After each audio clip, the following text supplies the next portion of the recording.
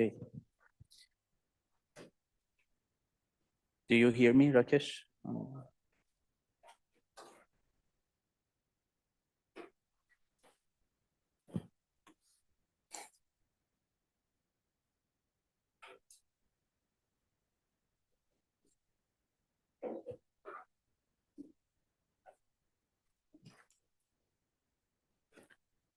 Do you hear?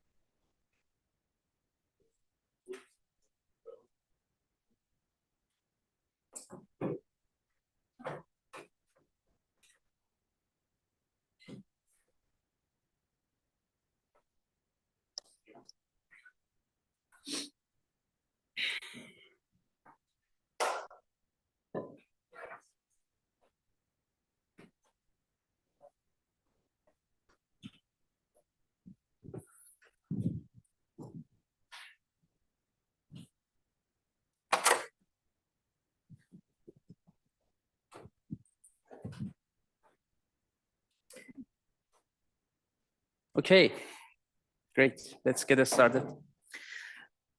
Good afternoon, everyone. Welcome to another lecture of computer architecture. Professor Mutlu, he's traveling for attending one of our important conferences, micro conference. We have a couple of papers to present, as well as some workshop tutorial.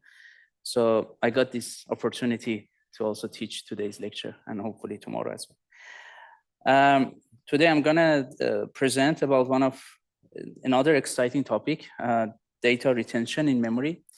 This is actually the topic that for this reason, we have started building on an infrastructure.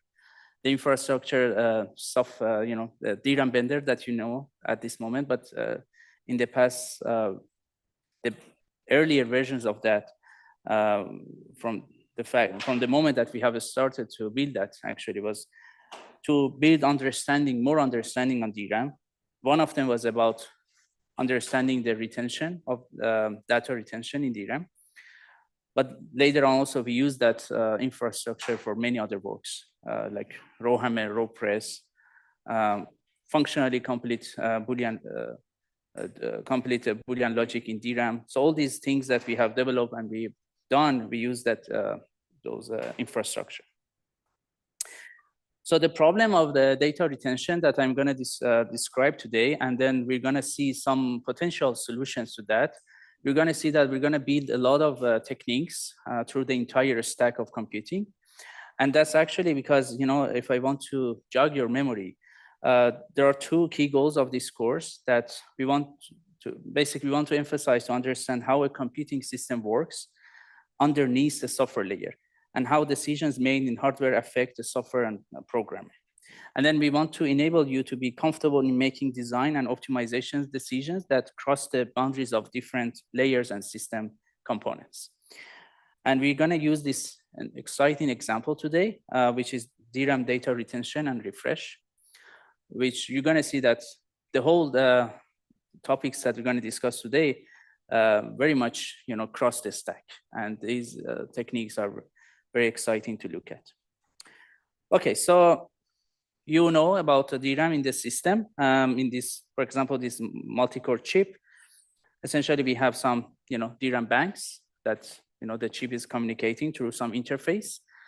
And essentially, you're already, I guess, aware of the DRAM cell from our processing using DRAM lectures, that a DRAM cell consists of a capacitor and an access transistor. So this is an access transistor and also the capacitor that's gonna store the charge. And then with that access transistor, you can read the data. So this is a kind of conceptual view of DRAM cell.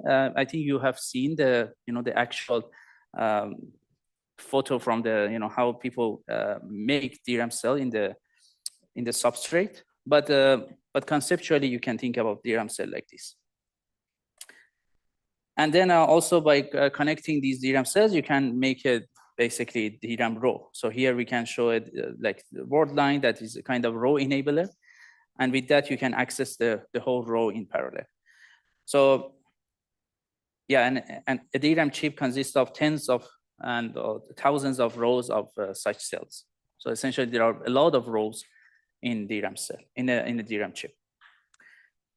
So the problem of that we are focusing today is actually DRAM refresh. So why do we do refresh? So first of all, DRAM capacitor charge leaks over time. So you store charge in these capacitors. Even if the word line, when the word line is not activated, so this transistor should act as a ideal, let's say, switch, which is not, when it's cut off, it should not basically, degrade or flow any current to the bit line. However, due to the transistors actually characteristics, and specifically when we are using transistors that they are, in lower technology nodes, each transistor actually has some leaky current. But even when it's turned off, there's gonna be some current, which this current can cause leaking the charge from this capacitor to the bit line.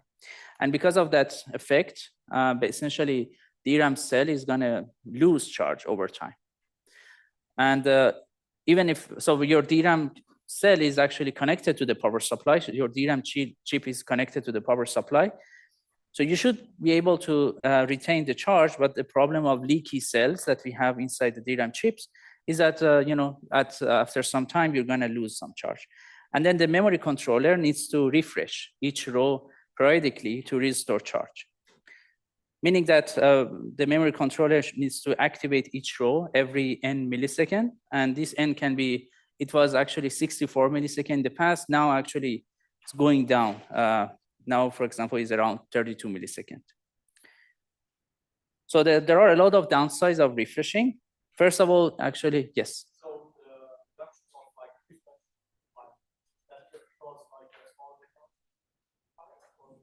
yeah, so yeah, exactly. So we have a smaller technology, so that transistor, that access transistor will leak more current. And also we are using smaller capacitors when you are scaling, and that smaller capacitor has less charge. So you have less charge, to tolerate that leaky transistor. Sure. Yeah, so there are a lot of different downsides of refreshing. The first one is energy consumption. So each refresh consumes energy. And refreshes, you can think about it as an activation, right? You just activate a row, and that activation comes at the refreshing the row, essentially, right? So it will consume energy consumption. Even if you have your DRAM chip at the side and you're not doing anything to it, just to make sure that data still are stayed correctly in the DRAM chip, you need to do this periodically refreshing, and that DRAM is going to consume energy consumption for you. So energy consumption is one of the downside. Another one is performance degradation. So whenever you want to do refreshing, you need to do at some granularity. So it might be in the rank or bank. Today, actually, people are trying to make it at the bank level, that you, for example, do refresh at one bank, meaning that other banks are ready to, service other requests like read and write. However, today's technology are also not exactly bank. Is actually kind of, they are grouping some banks together, and then you have some essentially limitations in that. But in general, in the end, you're going to have some granularity when you're doing that refresh. And for that granularity that you have, you cannot access that part of your DRAM for other reasons, like getting data from your DRAM. And that can come at the price of performance degradation, essentially. There are also other issues like quality of service and predictability impact. So imagine that you are doing computation and then you need some data from your DRAM, but your data is stored in a place that you're doing some refreshing in that domain of data. So then it can actually increase the access time, and it can potentially cause failure in quality of service, for example. And also, there are many applications that you need predictability in the performance. So you need to know, you don't necessarily care about how fast you're doing things, but you mostly care about how predictable you are in your latency. Like, for example, in the transportation, well, we care about how fast, for example, tram, can reach us to the destination. But the most thing people care about if the tram is punctual, at the time or not. So that predictability is also very important metric for many different applications. And this kind of long pause times during refresh can cause overhead to the predictability of the system. And and the refresh rate essentially limits DRAM capacity scaling. So I'm going to show you some study later, but essentially when you want to scale DRAM chip, meaning that you want to integrate more DRAM cells in the unit of area, then you're going to have, you will have much more refreshes. So you're going to have a lot of rows and you need to do refreshes more and more. And that can comes basically going to contribute as one of the limiter factor here, that you cannot scale your DRAM chip easily, because if you do that, the problem of refreshing is going to be exacerbated, and you're going to need to do a lot of refreshes, which in the end can cause, for example, energy consumption or energy overhead of, let's say, 40% or so. Any questions from this slide? So from this slide, I assume we know why we are doing refresh and what are the potential issues of refreshing. Okay, great. So here is an analysis that you can actually do at, as a optional homework at home. Just to give you some idea, like you can imagine a system with 16 exabyte DRAM, and we assume a row size of 8 kilobytes. Then there are some questions like how many rows are there? So essentially, if you divide 2 to the power 64 by 2 to the power 13, you're going to get to the number of rows, which you're going to see that there are a lot of rows, right? And then how many refreshes happen in 64 milliseconds, 32 milliseconds, 60 milliseconds. So as much as you increase or reduce the refresh interval, you're going to have much more refreshes. So you can actually do some calculation here. And once you know the power consumption for each DRAM refresh, then you can calculate what's the total power consumption of DRAM refresh and what is the total energy consumption of DRAM refresh during the day. So you can basically do some, a simple calculation for these questions. But yeah, just a good exercise for you to check maybe at home. But essentially, a DRAM cell looks like this. Is this like a fire? Yeah, exactly, in Zurich. So there is a sound also. I don't know if I can. Yeah.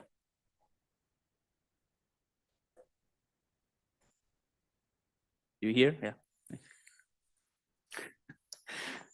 So yeah, DRAM cells are essentially like that. And basically see how much waste, we can cause because of these, assuming that all DRAM cells that we have all the world, they are leaking charge like this, and how much you need to recover the charge, and the recovering is not come free, you need to get current from power supply to recover the charge. So that's a problem that you can see in the, in reality. So we have done a lot of works in this line, and actually one of the work that we have done has been actually selected as for the ISCA 50-25-year retrospective issue. This paper, RAIDR, which I'm going to actually discuss a bit, not a bit actually, a lot of detail today. But essentially, I'm flashing these slides because we will cover them today. But these are some potential papers that we will see today, and as well as also RowHammer, which is also related to retention problem in the end as well. Okay. So DRAM refresh has overhead. This is a study that we have done in this paper, RAIDR. So we build a kind of a modeling. So at the time that we were doing the analysis, DRAM chips were 4 gigabit. So this is one DRAM chip. I mean, in a DRAM module, you're combining all these DRAM chips and make much higher capacity DRAM. But each chip in the end, because you need to, when you want to think about the scalability, you need to consider one chip, and how scalable is it. So we have basically 4 gigabit, and we wanted to see how would the refresh overhead, can limit the scalability issue. So basically, we designed a model. So at the time, we didn't have like chip with 16 gigabit or 32 gigabit or so. I think nowadays, for example, we have DRAM chips of 16 gigabit, but I don't think we have DRAM chips of 64 gigabit, for example. So we designed a model. I mean, the accuracy of that model, you can argue about it. It's a problem that you always, when you want to model something and then try to see what's going to happen in the future, you have some data from the history and from the characteristics, and then you need to basically extend these data to the future. So that's a problem that we always have when we want to model the technology scaling. But overall, I think future studies also show that these numbers, maybe not exactly that 46%, but in that, around that number. So the point is still there. So essentially, when you have low, like a small size DRAM chip, the percentage of time you spend on refreshing is around like 8% for this 4 gigabit, for example, chip, which is still quite significant.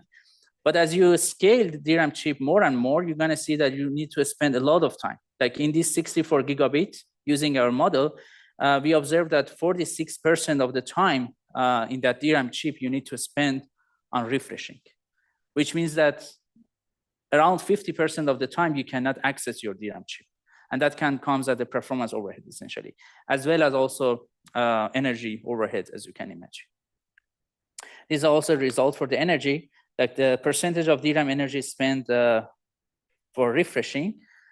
So essentially, in 4 gigabit chip, we observed that 15% has been basically the contribution of the refreshing to total DRAM energy consumption.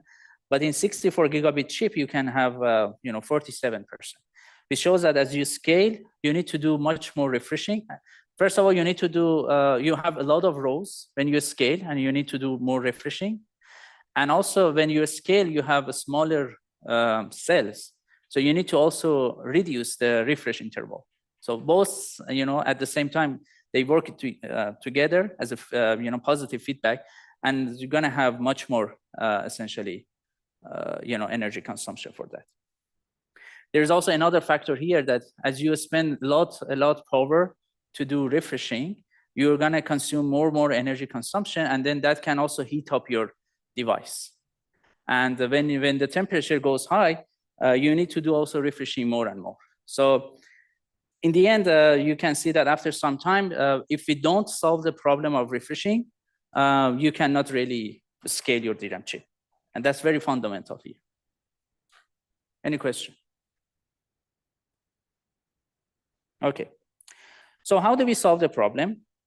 So we know that all DRAM rows are refreshed every 64 milliseconds at the time that we have done this basically analysis. So one critical thinking here could be, do we need to refresh all rows every 64 milliseconds? Probably the answer is no. But any idea why? Yes?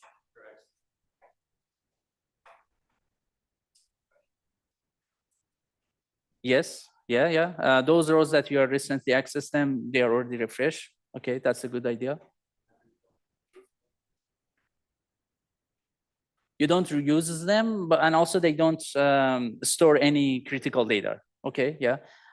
But that, for example, that needs some communication from the OS to the DRAM. That we, for example, these DRAM rows have not been mapped to an application, and then we can use that. So you are actually developing a cross-stack solution for that. Yes? The same? Okay. Yeah. Okay. Yeah, so these are, yes. Yeah, not all cells need to stay. Yeah, exactly. Mm-hmm. Yeah. Exactly, exactly. And why do you expect that we have that curve? That not all cells need 64 millisecond refresh interval? Maybe some like statistical Mm-hmm. Yeah, some cells might be stronger, some cells weaker due to the process variation. Yeah. You also wanted to say something? No? Oh, yeah. Okay. Yeah, makes sense. Yeah, of course. Yeah, you're actually thinking very good. These are all good thinking. And actually, the idea that I'm going to show is exactly related to that process variation that your colleague brought up. But other also the ideas that you discussed, all of them are also valuable. You know, as once you have a nice, basically channel, you know, that you can communicate the semantic from the software layer to the hardware, you can make much more intelligent, you know, mechanism, or you can make more intelligent techniques in the end. So that's why actually providing that cross-stack, you know, solution is very much important. Okay. So what if we knew that what happened underneath in DRAM cells and expose that information to upper layers? And you're actually also thinking about that line. So there is a assumption, we can make some assumptions here, which actually is not very much hard to make that assumption, that underneath retention time profile DRAM looks like something like this. So majority of rows actually can tolerate a refresh interval of longer than 256 milliseconds. There are some, you know, certain rows that you need to refresh them something between 128 and 256 milliseconds. And there are a few percentage of portion of the rows that you need to essentially refresh them every 64 milliseconds. So if you assume that you have such a profile, you know, you can actually build techniques like you can apply refresh rate heterogeneously. So you don't need to do, you know, exactly 64 milliseconds for all, because you are actually, in that you are designing for the worst case scenario. But in reality, that worst case scenario is actually very much kind of corner case in your DRAM chip. And that's exactly the idea that we discuss in this paper. So why do we have such a profile? I think you all you know, describe this, that manufacturing is not perfect. Not all DRAM cells are exactly the same. Some cells are more leaky than others. And this is called manufacturing process variation, which we know. So now the opportunity is that we can take advantage of this profile.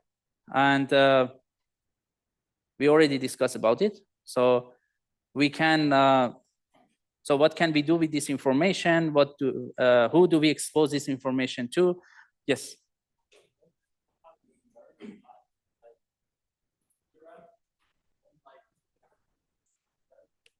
Yes. Yeah. We will discuss that actually in a bit, which is very exciting. That's actually, in the first work, we kind of assume that, you know, we don't necessarily also assume, because there are works that I'm going to show that they show this kind of profile, you know, and we assume that that information is ready for the DRAM controller, memory controller. So you can use that information to design this variable refresh rate, right? However, profiling is another big problem here, that you need to provide that information. And a lot of works that we have done after that was in the line of profiling.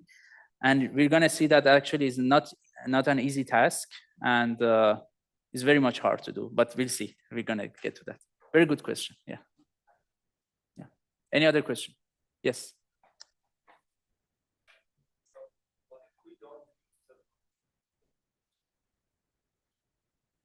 So if you don't use a row at all, meaning that you don't have any data in that row, which is valuable for you, right? Like by at all, I mean forever. But if you, at some point, you want to use that row, use that data which is stored in that row, you need to make sure that data is correct, right? If you don't refresh that row at all, at some point, your data cannot be recovered. Yes, but that information is not easy to have, you know? So the operating system, for example, as one of your colleagues also mentioned, operating system can communicate this information to the DRAM controller, memory controller that, these DRAM rows from this address to that address has not been allocated to any application. So you don't need to refresh them, for example. There is a paper for that. Yeah.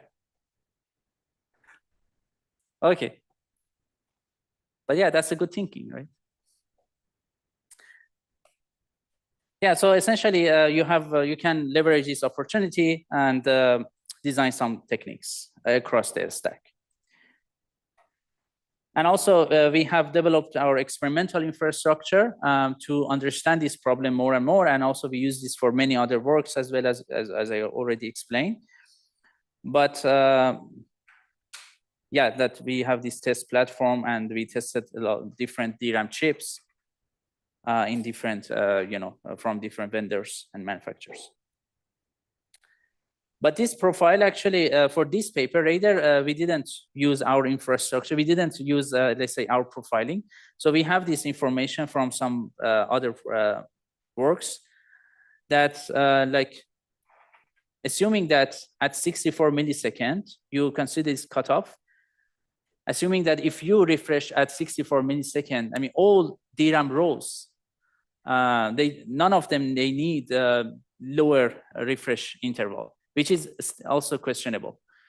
Like with some techniques, DRAM manufacturers, they realize that, okay, if I refresh at 64 milliseconds, they're not going to be any issue. Like all these DRAM rows, they need basically their refresh interval that they need is greater and equal than 64 milliseconds. But getting to that number is not easy and actually a bit questionable. But assuming that that's correct, so at 64 milliseconds, you have this cutoff that you don't see error. And then there are around 30 cells that they need to be refreshed at 128 milliseconds. Oh, sorry. There are around 30 cells that they need to be refreshed less than 128 milliseconds, and there are around 1,000 cells that they need to be refreshed between 128 and 256 milliseconds, which this result actually shows similar distribution like this. So once you have this observation that we have overwhelming majority of DRAM rows can be refreshed much less often without losing data, then we can exploit it for designing this technique. Yeah, so only 1,000 rows in 32 gigabyte DRAM need refresh every 256 milliseconds, but we refresh all rows every 64 milliseconds. So in this paper, we use this, kind of profiling as a mechanism. So we do. So there is a profiling technique that identifies the retention time of all DRAM rows, and this can be done at design time or during operation. We're gonna get to profiling actually a lot now. And then once you have that profiling, you need to do this binning that store rows into bins by retention time. So you might have different retention time, and you just need to categorize, rows, and then try to essentially do refreshing based on the category that each of them belongs to. But now let's get to profiling, which is, I think all of you also agree that this can be one of the more challenging things here. So for profiling,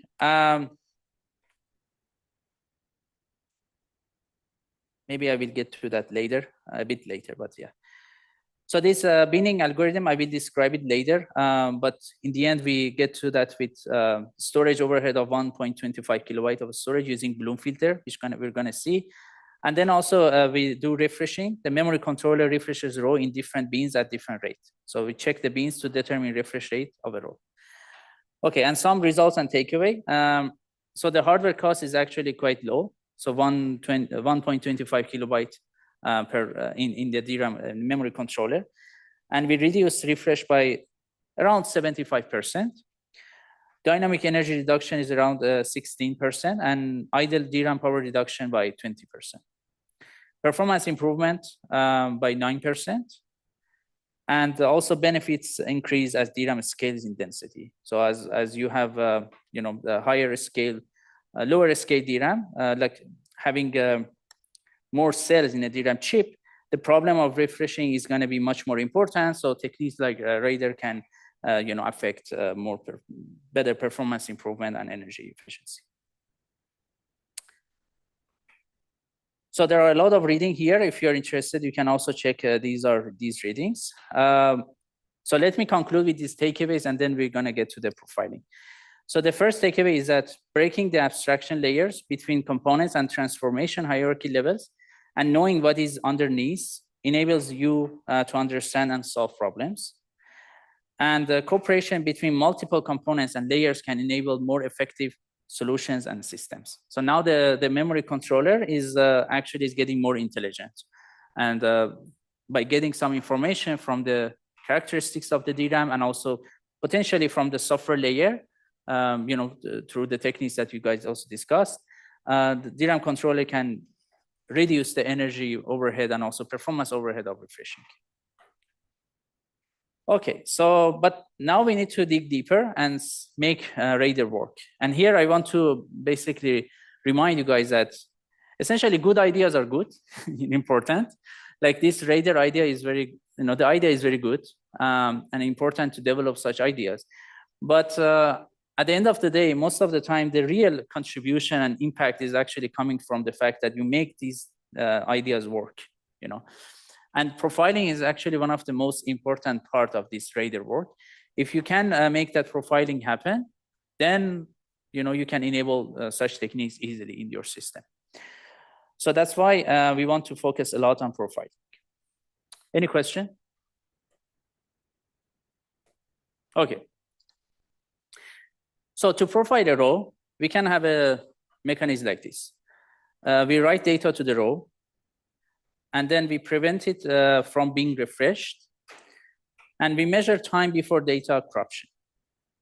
Like, for example, we initially write all ones to row 1, 2, 3. And after 64 milliseconds, we check. Again, after 128 milliseconds, we check. So we see, for example, one error here.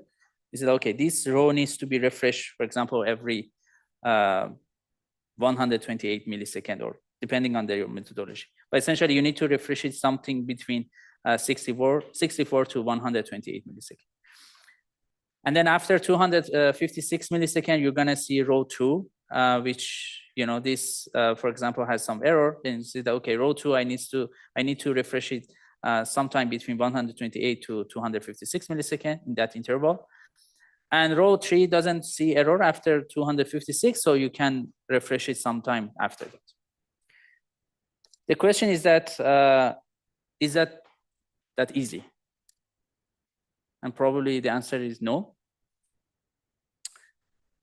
There are two challenges to retention time profiling. One of them is data pattern dependence, DPD, of retention time.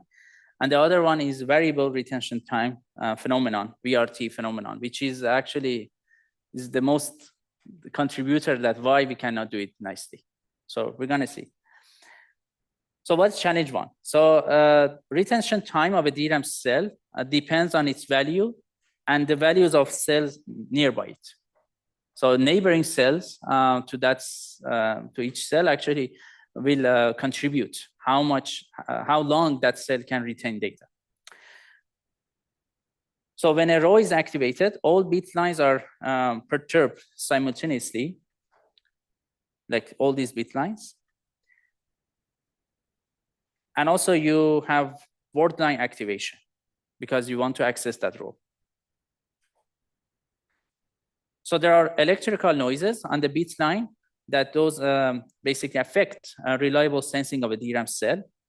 And the magnitude of this noise is affected by values of nearby cells via bit line coupling.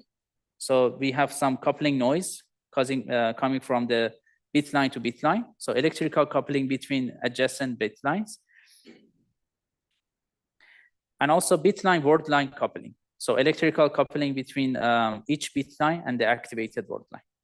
That would affect the noise that you have on your bit line, which in the end that can cause that you don't read your data correctly. So then the data pattern can cause the issue. So retention time of cell depends on data patterns stored in nearby cells. So we need to find the worst data patterns to find worst case retention time, essentially. And that's something that, for example, the manufacturers, they try to do. Like they try to understand, for example, what would be the data pattern that can cause, the worst case retention, and then, to adjust that retention, refresh interval based on that. So any retention time profiling mechanism must handle data pattern dependence of retention time. Intuitive approach is that we can identify the data pattern that includes the worst case retention time for a particular server device. But there are two problems. First of all, very hard to know at the memory controller which bits actually interfere with each other. First of all, it's actually quite vague. Like the mapping of addresses to physical DRAM geometry is not super crystal clear. So logically, consecutive bits may not be physically consecutive. So there are some mapping going on inside the DRAM chip. It's actually limited, but there are some mappings, remapping going on there. So with those mapping, you can, because of that, you don't know. So if those bits are logically consequent, there might not be consequent in the DRAM row, physical DRAM row. So that's one issue. And another issue is that, another reason for this is that remapping of faulty bit lines and word lines. So there might be, when you're working on the DRAM chip, maybe after building the DRAM chip or also during the, usage of that, there might be some fault in the bit lines and also word lines. So there are some redundant, let's say, rows in DRAM that they are reserved for reliability. And when such things happen, basically DRAM modules, it can be, or DRAM chip, it can be basically remap some of the faulty bit lines and faulty rows to, correct and, well-performing rows. So the remapping of faulty bit lines, word lines to redundant ones internally within DRAM. This can also cause that it's very hard to know at the memory controller which bits actually interfere with each other. So that's one problem. The second problem is that worst case coupling noise is affected by non-obvious second order bit line coupling effects. So we talk about this bit line to bit line, but that usually actually the bit line to bit line coupling is the most important part. But once you reduce the effect of that coupling, which call it as a first order, then your second order coupling, which is bit line to word line and bit line, is going to be much more important. And that's actually the problem, is that the effect of that is very much non-obvious and it's not easy to model. And most of the time people try to do some simulations, for example, to understand that effect. So because of these problems, actually understanding the worst case data pattern, the worst data patterns, which cause the worst case retention time, is not easy for manufacturers, for example. But they are trying to do that because, I mean, that's the reason they can get to say that, okay, if you refresh your DRAM chip by 32 milliseconds, things is going to be okay. But now you can see that why that 64 milliseconds is very much not needed for many of the DRAM rows, because they're trying to be very much conservative in that, okay? So any questions? In order to understand these basically problems, there are some papers that they go through detailed electrical coupling of the bit lines. I'm gonna basically put the reference later. You can check them if you're interested to learn more details about it. But at a high level, the takeaway message is those that I'm sharing. Yes.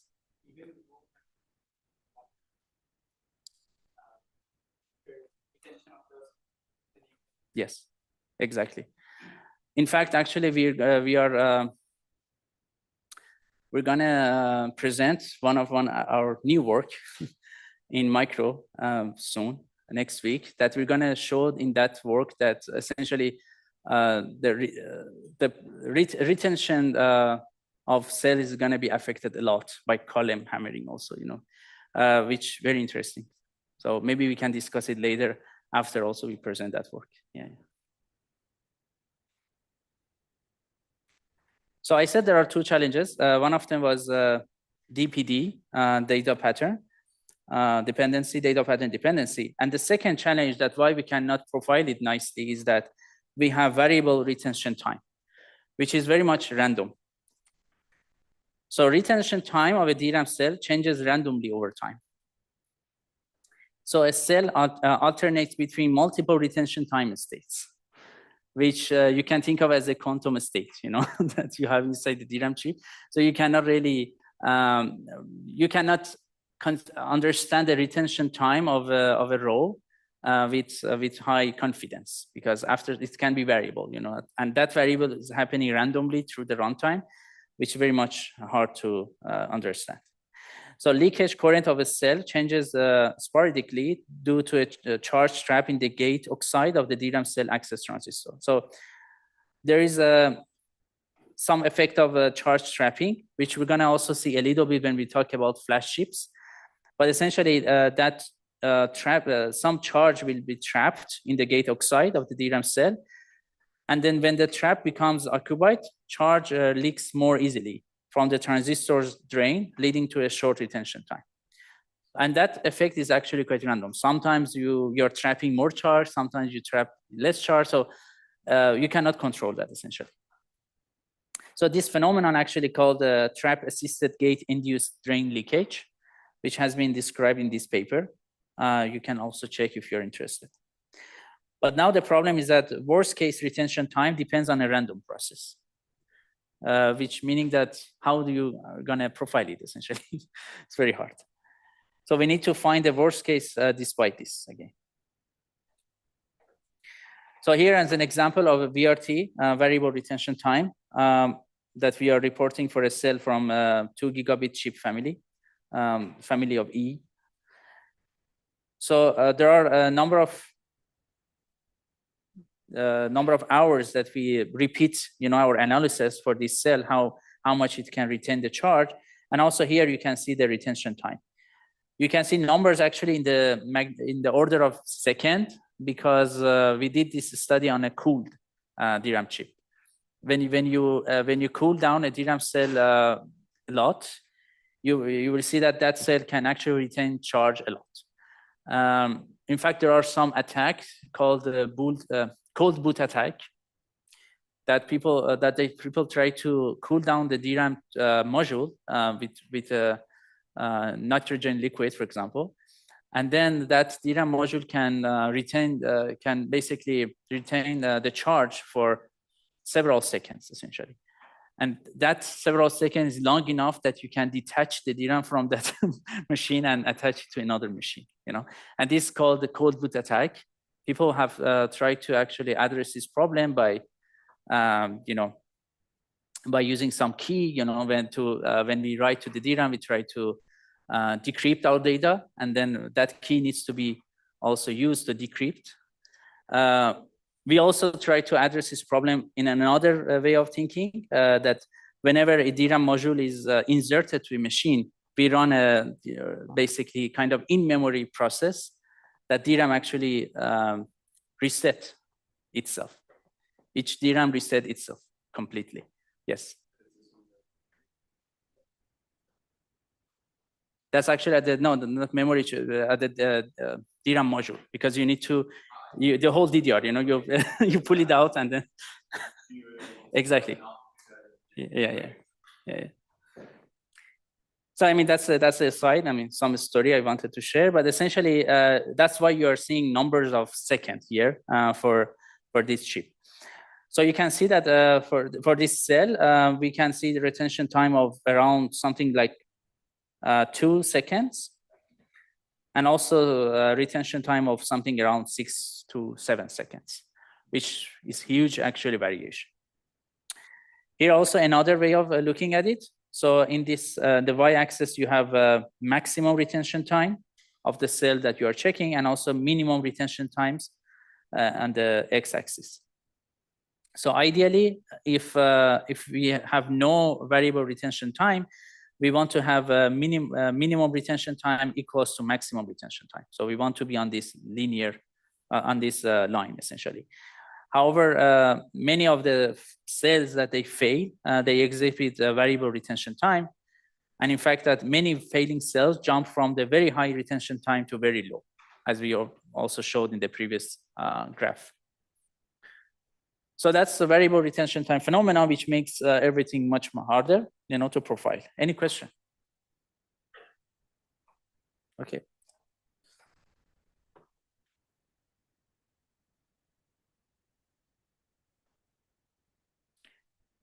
So yeah, I want to continue on the implications on profiling, but maybe it's better to continue after the break. Let's have a 15 break, actually a bit longer. We can continue at 2:15 with the implication on profiling mechanism.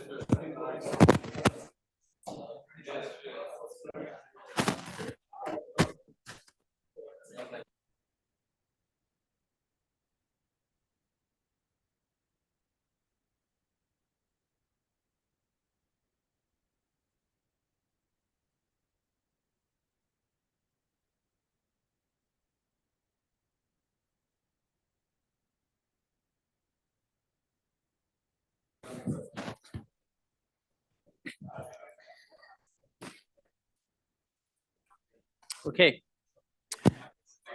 let's continue. Do you hear me? So we discussed about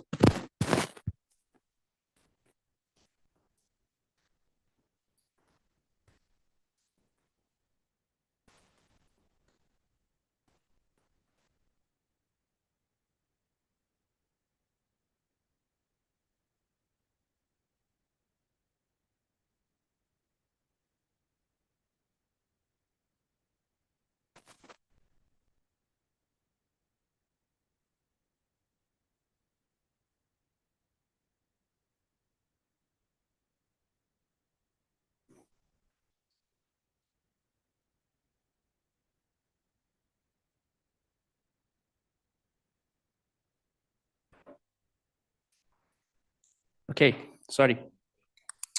So we discussed about variable retention time, and so this has implications on profiling mechanism. So the problem is that there does not seem to be a way of determining if a cell exhibits VRT without actually observing a cell exhibiting VRT. So without observing it, you cannot know that this cell has that possibility. And VRT is a memory-less random process. And again, you can check this reference for more detail. And the second problem is that VRT complicates retention time profiling by DRAM manufacturers. So DRAM manufacturer also try to do some essentially profiling to understand the retention time, but VRT complicates that. In fact, there are studies that they show that once DRAM has, when you apply high temperature to the DRAM, there are some cells going to be much more susceptible to VRT, essentially. So they're going to have much more effect of VRT. So as a result, that exposure to very high temperature can induce VRT in cells that were not previously susceptible. And then this can happen during soldering of DRAM chips when they are basically trying to put the packaging of the DRAM chip, even though they already tested that DRAM die, but when they are doing that soldering, then they have this problem because they need to apply high temperature to the DRAM chip, and that can cause VRTs essentially. So VRT is very much, makes things challenging here. So manufacturers' retention time profile may not be accurate anymore. So one option for future work is that we can use error correction code, or ECC as short, to continuously profile DRAM online while aggressively reducing refresh rate. And we're going to also show one of the work that we, for example, use this kind of idea that we rely on ECC and we try to aggressively reduce refresh rate in order to solve this problem. But that we need to make sure that we need to keep ECC overhead in check, because at some point, if you want to have a lot of ECCs, that can cause a lot of the capacity overhead and also complexity for the DRAM chip. So there are a lot more on the DRAM retention analysis, which I refer you guys to this paper if you're interested. But now let's see basically how we can basically find the DRAM retention failures. So how can we reliably find the retention time of all DRAM cells? In other words, how can we profile it, right? So with that, we can make DRAM reliable and secure and make techniques like RAIDR work, which can improve performance and energy. So there are a lot of works that I'm going to discuss them, several works that I'm going to discuss them here. Of course, I don't have time to go into a lot of details of each of them, but some of them are going to be actually part of your readings in homework 2. I believe. So you're going to read also more through that homework as well to get more insight and information. But this is, for example, one of the work that we made some key observations that testing alone cannot detect all possible failures. And combination of ECC and other mitigation techniques is much more effective. But the problem is that that degrades performance. So if you need to also rely on ECC a bit when you want to solve this problem, because if you think about it, ECC, which is error correction code, is very much useful for the errors that you don't know why they happen, why they are random, because they are random. So ECC can be very useful. And because of the problem of VRT, variable retention time, as you know now, is actually very much a random process. So that's why ECC is naturally a good fit for that problem as well. So you should always think about it. There are some errors that you can actually predict and understand the source of them, and you can try to develop some techniques in order to avoid that. We're going to also see a lot when we, for example, discuss about flash chips. But still, there are some error sources that they are quite random, and ECC is a good fit. If you want to use ECC for all these error sources, then your ECC is going to be much, huge, and then going to cause a lot of overhead to the system. So solely relying on ECC is not a good way. It's not an intelligent. But using ECC and intelligent memory controllers together in a hybrid manner can be a very good way to achieve better scalability in DRAM chips.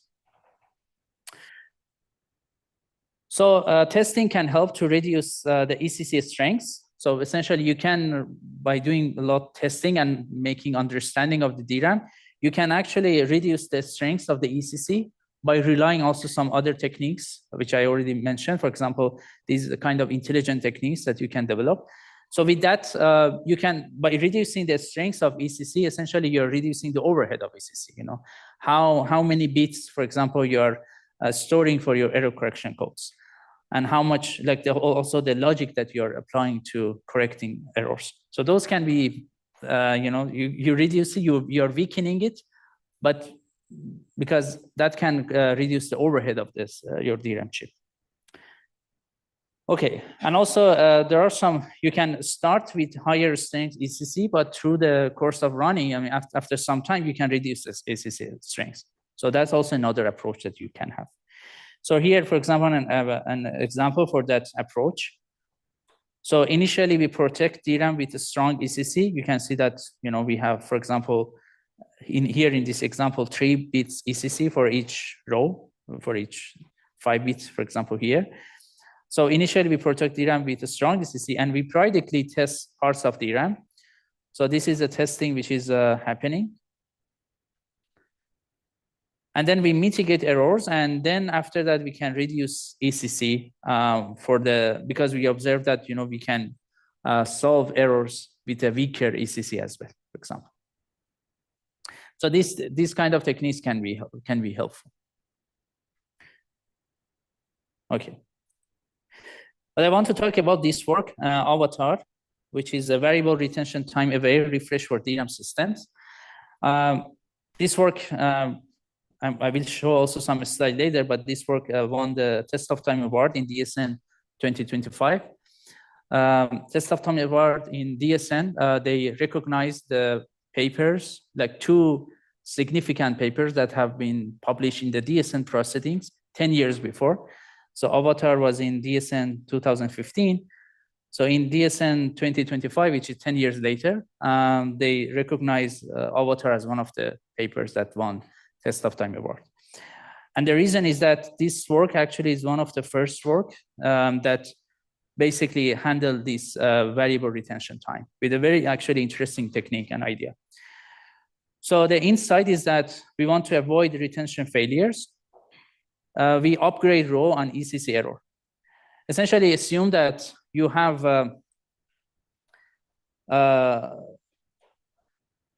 so you're refreshing rows on a long enough interval, and then once you periodically you basically check DRAM rows, and you observe that you have some retention failures.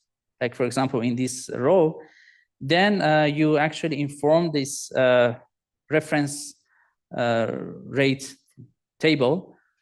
So you inform this table that we need to upgrade this row, meaning that we need to refresh this row on a lower retention period, or for example, in a higher frequency. Refresh rate should be higher. So initially, for example, all rows are operating on a low refresh rate, but then periodically you check DRAM rows on a ECC, on a retention failure. You basically upgrade the rows such that you can refresh that row more often. So that's a core idea of this avatar paper. So then this row is going to be protected from future retention failures. So avatar mitigates VRT by increasing refresh rate on error. So essentially you think that, okay, things are fine, so I can start with low refresh rate. But then after some time, by checking after each, I think the scribing which is happening is every 15 minutes. So every 15 minutes, we're going to scribe and see what are the retention failures. And those rows that they are basically observing retention errors or retention failures, you will upgrade them, meaning that you will refresh them more frequently. So the analysis shows that remember that in RAIDR paper, we discussed that if we know that profiling, and we know that profiling, basically remains kind of constant, meaning that we don't have VRT, which is the red line, you can actually reduce refresh by something around 70% from the results we reported. But with this avatar, actually, because of the effect of VRT, you're reducing the reduction that you can have in the refresh, but after 12 months, which is 1 year, still you can actually have 60% reduction in refresh rate. However, if you keep doing that, because VRT is kind of, this technique is kind of a single in one way. So you start, you think, okay, all rows are refreshing with a low refresh rate. And then when you observe retention failure, you upgrade that row. And that row will remain upgraded, And because of VRT effect, after some time, more rows need to be upgraded. So because of that, if you keep doing that, after 1 year and 2 years or so, at some point, you can see that, okay, you are refreshing many of these rows at a higher refresh rate. Because VRT is a random process and can happen to any row, right? So as a result, to avoid that, actually, every year we can reset the technique, and we start again. And that is essential in order to make sure that this technique is effective. Yeah.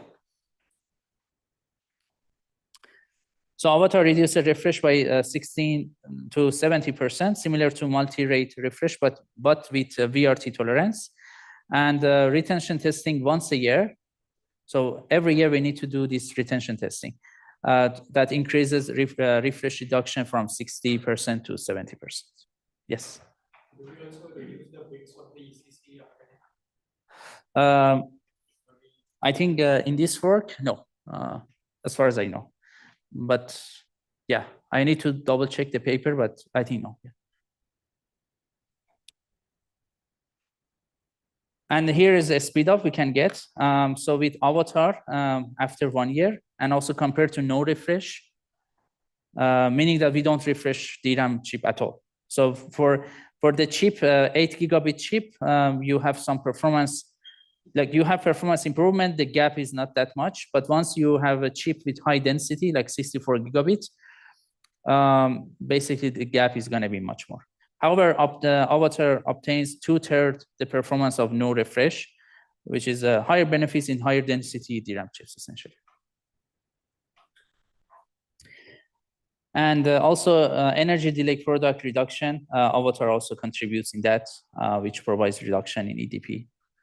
Still, it's not the same as the no refresh, because if you don't do any refresh, of course, you're gonna have much better results.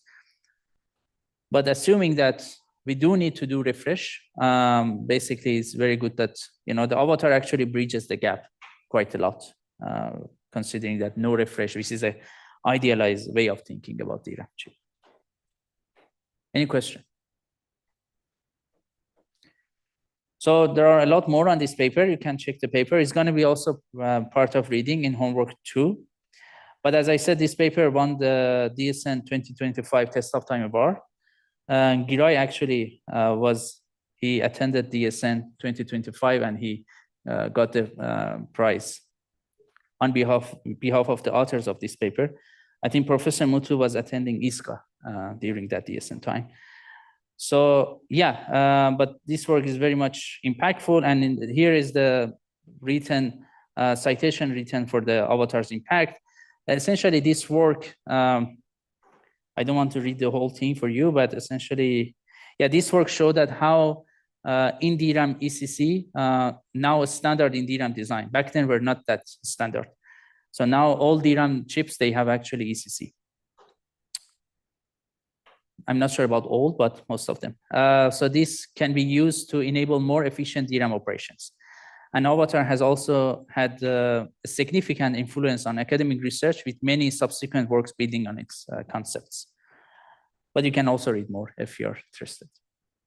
Okay, so that's about it. There are also many other works also in this line, which I'm not going to cover. I'm going to just flash these works that we have done on, handling these essentially different challenges of profiling. VRT is one of them. Data-dependent failure is also another, which we also discussed it previously. And how we can handle both DPD and VRT at the same time. So this paper from Minesh we presented in ISCO 2017. Minesh also was one of the PhD students in Safari, and now he's assistant professors in Rutgers. So he has done this work, which is one of the great work in this line. I'm going to present this work also a little bit. I'm not going into a lot of details again, but just to give you some idea about this work. So this work is the first experimental analysis of mobile LPDDR4 chips. And this work analyzes the complex trade-off space of retention time profiling. We're going to see what is this trade-off very soon. And the idea is to enable fast and robust profiling at higher refresh intervals and temperature. So, and the name is the reach profiler. So essentially you want to reach to the profile. So making refresh more efficient. Only a few cells require frequent refreshing. So this is, you all know that there are some cells that they are fast leaking, some cells that they are slow leaking. And it's hard to identify because of process variation, voltage, temperature, and also variable retention time and data pattern dependence. So the goal is to quickly and efficiently identify the error-prone cells.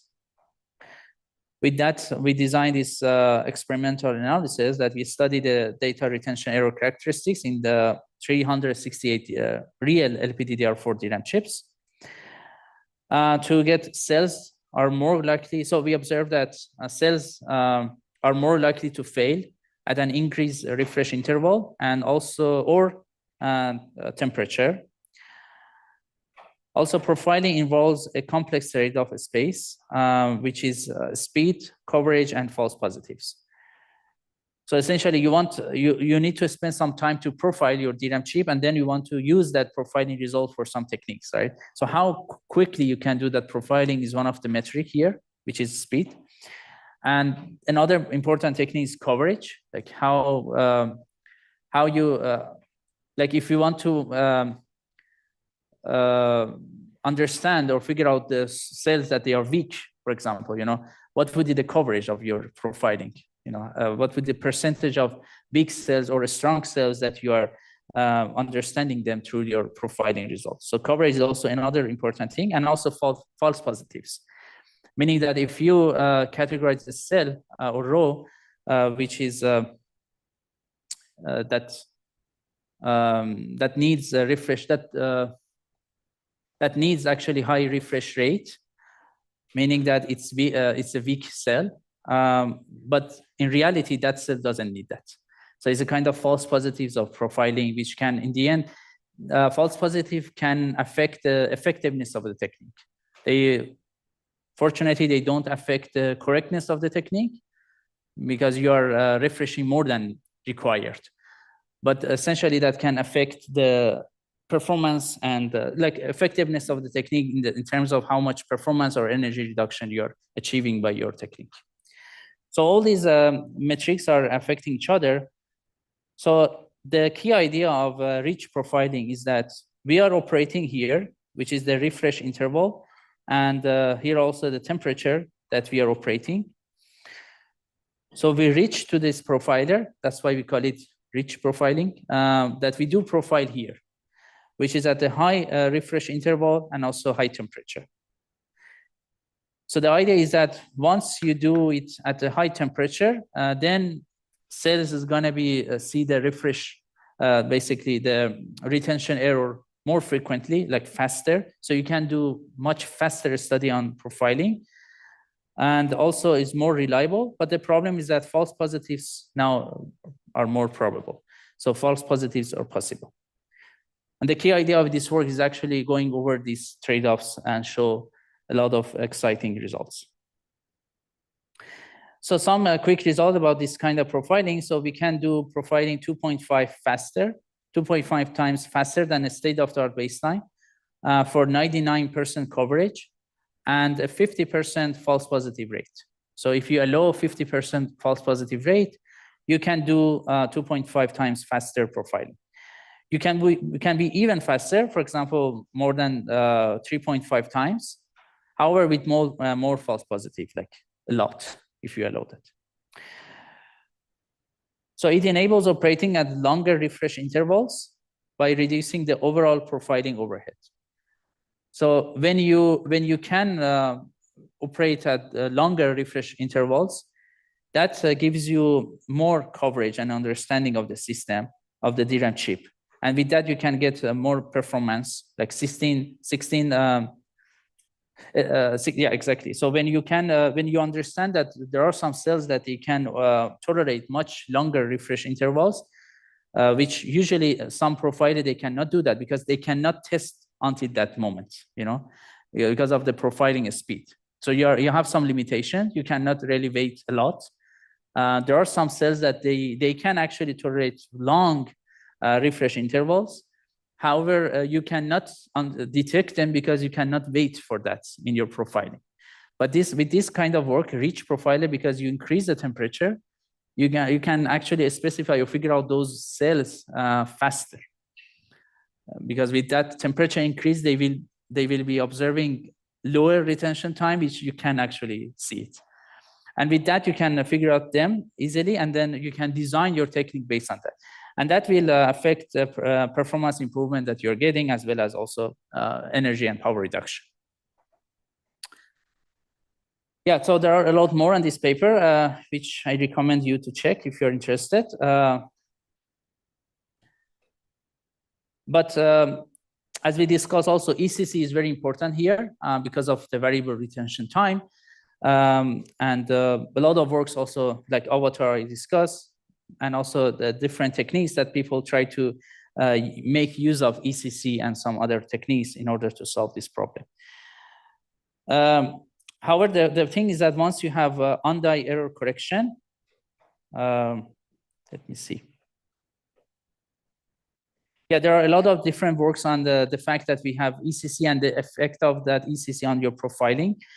But there is a work that I want to describe it a bit more detail, this work, HARP, which is profiling in the presence of ECC. So once you have ECC, on-die ECC in your DRAM chip, that can affect your profiling technique. I'm going to discuss it, but any idea, any thoughts?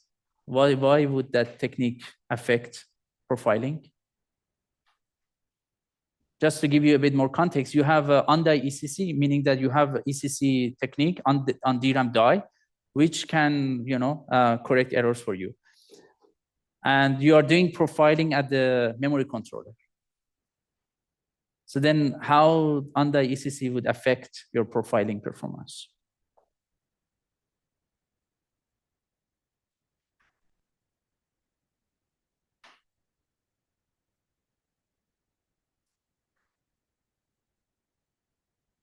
maybe let's reiterate the way that we are describing how to do profiling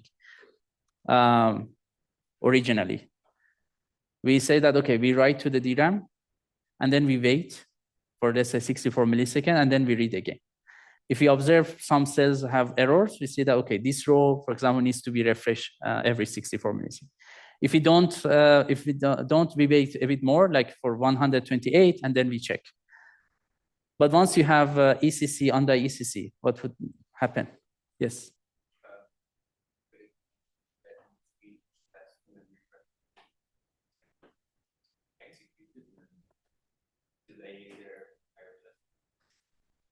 You mean the latency of ECC checking? You mean that interferes our analysis? I couldn't get. Yes. Mm-hmm. So while doing so, oh no. Yeah.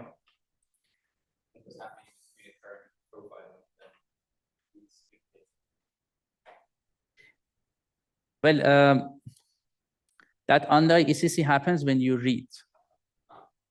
You know, yeah, as far as I know. It's not like a technique that scrub the DRAM and try to fix errors.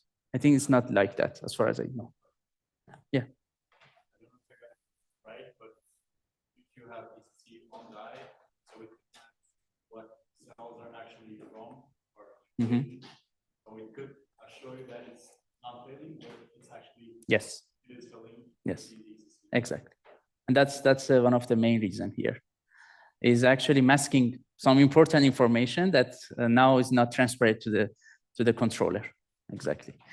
So this paper actually talk about such things. So this is when we want to do profiling a memory chip with on-die ECC. So here is the profiler, and here our unreliable memory. And so in the profiler, we want to see which bits are at risk of error. On-die ECC changes how errors appear to the profiler. And that's the main reason that this causes issue. So the goal is to understand and address any challenges that on-die ECC introduces for error profiling. There are three important challenges. One of them is, the first one is exponentially increases the total number of at-risk bits. So the problem is that ECC has some error correction capability. When the number of errors are on the limit of ECC capability, ECC can basically solve it, correct it, But when you have uncorrected, the number of errors are too many and ECC cannot correct it, then ECC can also add more errors too, because ECC does not have a technique to say that, oh, I cannot correct it, so I'm not going to touch it, basically. So there is not such a thing, at least in the ECC of the DRAM. So ECC will also add errors because of trying to fix the error, but not able because the number of errors were too many. So that's one of the issue. Another issue that makes it harder to identify individual at-risk bits. So the profiling actually relies a lot on the getting feedback. So for example, you read from DRAM chips and you see an error on, on a row, and then you say that, okay, I need to wait less. So retention time of this row is lower, essentially.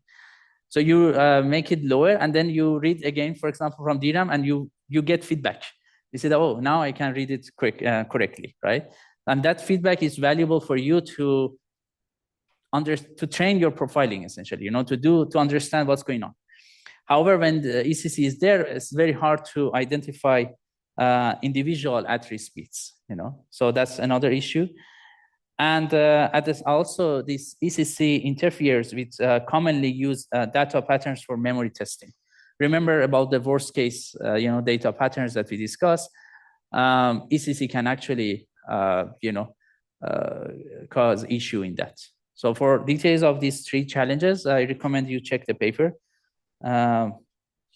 which we describe in detail about all these challenges. But I think you got the idea, the overall idea that why under ECC can cause issues for you. So the key observation here is that now we have two sources of errors. Here is essentially the data is stored in your DRAM, which has some errors because of retention failures. And then you have this ECC decoder, and then you get the output from DRAM, which might have more errors because of the fact that the amount of errors that you have is beyond ECC capability. So this error that we have here and here, these are errors due to the memory chip, which we call it direct errors.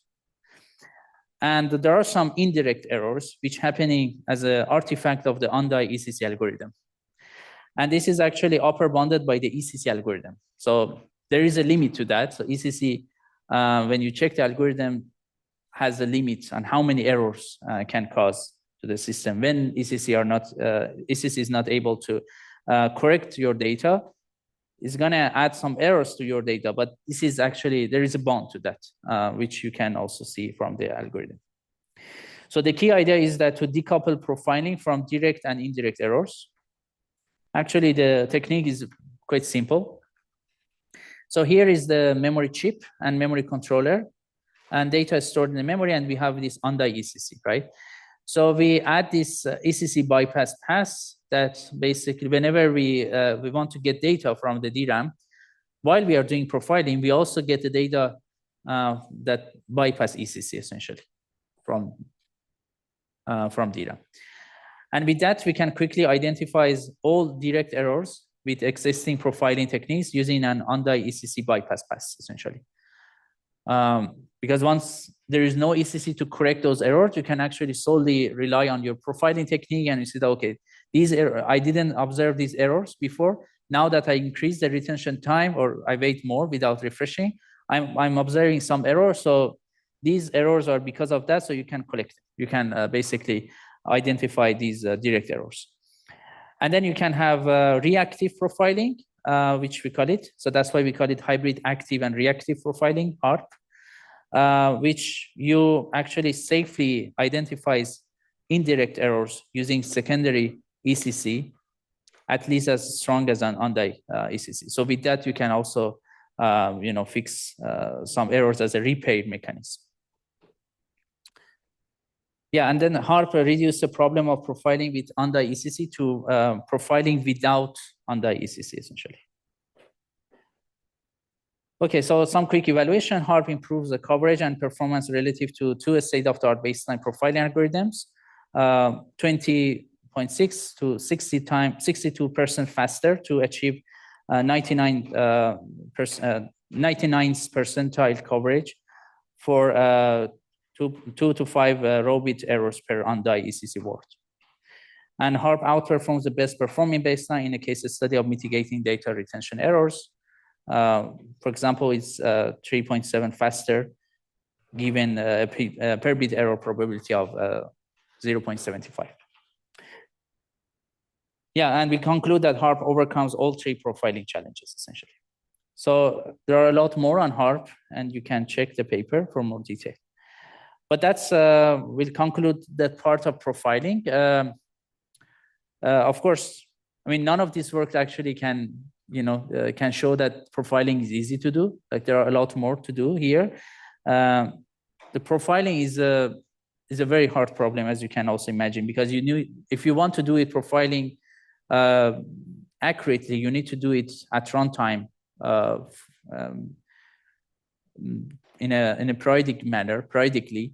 And also there are some other effects like variable retention time, which in the end makes your confidence for the profiling low. So you need to also have some other techniques to help with your profiling to handle variable retention time problems.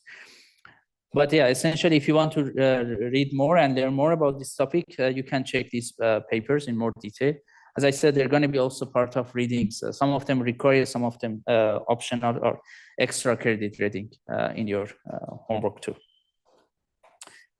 But now I want to discuss about the second part of the RAIDR technique, which is how we can do binning, like to store rows into bins by retention time. And we use Bloom filters for efficient and scalable storage. How many of you know Bloom filters? Okay. From where? Informatics, yeah. In which context? Maybe you can explain a bit. Compression Mm-hmm. Yeah. Basically, the mentorship. Exactly. Yeah. Yeah, balloon filters have application in many different domains. Any other one? Yes? Yes, they can be used there, yeah. Yeah, whenever you want to basically quickly assess set membership, you can use Bloom filters. And that problem, can be applied to many different applications, like in bioinformatics, like for example in network for security, for example, when you want to quickly categorize some packets, that they are harmful, for example, you can use Bloom filters. There are a lot of papers in that line. So, but then what is Bloom filter? So how to efficiently and scalably store rows into retention time bins? We use hardware Bloom filters, which was proposed in the 1970s by Bloom. That's why we call it Bloom filter. And Bloom filter can be at software, can be at hardware. So in this work, we use the hardware Bloom filters. So Bloom filter is a probabilistic data structure that compactly represents set membership. In the end, the presence or absence of elements in a set. So you want to understand what are the elements that they are present or absent in the set. So you can use Bloom filter to quickly do that. But however, this is not completely accurate. It's a probabilistic technique. So the problem is that non-approximate set membership, we can, for example, use 1 bit per element to indicate absence or presence of each element from an element, a space of n elements. So with that, the overhead can be huge. Like, for example, in our context, assuming we have only 2 refresh rates, low and high, which that we can actually have more than that. We can have, different levels. But simply, if we consider we have only 2 levels, for each row, if we want to have it as a non-approximate way, for each row of DRAM, we need to keep 1 bit, And since there are a lot of rows in the DRAM, that capacity can be huge. Even though manufacturers now actually, they are adding some activation count counter per row for RowHammer defense techniques as well, RowHammer mitigation techniques, which we're going to cover later in our memory robustness lectures. So maybe actually adding that metadata to each DRAM row is also not a big problem for manufacturers, because having that counter to count the activation count is actually much more complex compared to having a 1 bit, for example, row. But essentially in this work, RAIDR, we wanted to be very much low cost. And Bloom actually was very useful for us Bloom filter was very useful for us to reduce the overhead. So with Bloom filter, you can have approximate set membership. So we use a much smaller number of bits and indicate each element's presence and absence with a subset of those bits. Some elements map to the bits, other elements also map to. So there are 3 operations with Bloom filter. You can insert, element to your set. Then you can test the presence or absence of a basically element in your set. And also you can remove all elements. So unfortunately, you cannot remove single element. At some point, if you want to remove or reset your Bloom filter, you need to remove the whole. You reset the whole Bloom filter and you start from scratch. So here an example of Bloom filter. When you want to, so you have a bit vector. So it can be, for example, I don't know, some number of bits you can consider. And so this bit vector can be used as, for example, as a bin for rows that you need to refresh them in this interval, 64 to 128 milliseconds. So if row 1, for example, is the row that you need to refresh that, you use some hash functions. So each Bloom filter has several hash functions, can be actually 1, can be also several. And so you input the row address or part of the row address to the hash function, and then you get some output through that hash function. And you use the output of hash function essentially to access your bit vector and put 1, you know, on the locations that hash function actually points you to that. So when I want to insert row 1, basically I apply these 3 hash functions as an example here, and then we have these 3 ones here. So now we have inserted row 1. Later on, when we want to test the presence of row 1, for example, we again apply hash functions to the row 1, and then we check that if in all these locations we have 1, right? If all of them are 1, then we say that yes.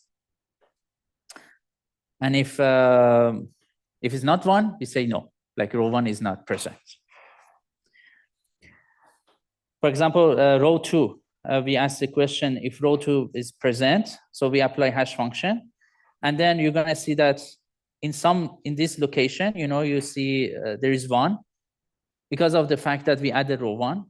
So that's the aliasing that can happen. Like different rows, because of that hash function, can actually map to, you know, the same locations, and that can be because of the source of positive, false positive that you will have with the Bloom filter. So the row 2 present, you see that here is 0, 1 here, and 0. So in general, since the and is 0, you're gonna see that row 2 is not present. However, later on you insert row 4, and when you want to check the presence of row 5, you apply hash functions. You see that the result actually you're gonna see that they're all 1s, even though you have not inserted row 5. But because of the aliasing, you say that, yeah, row 5 is present.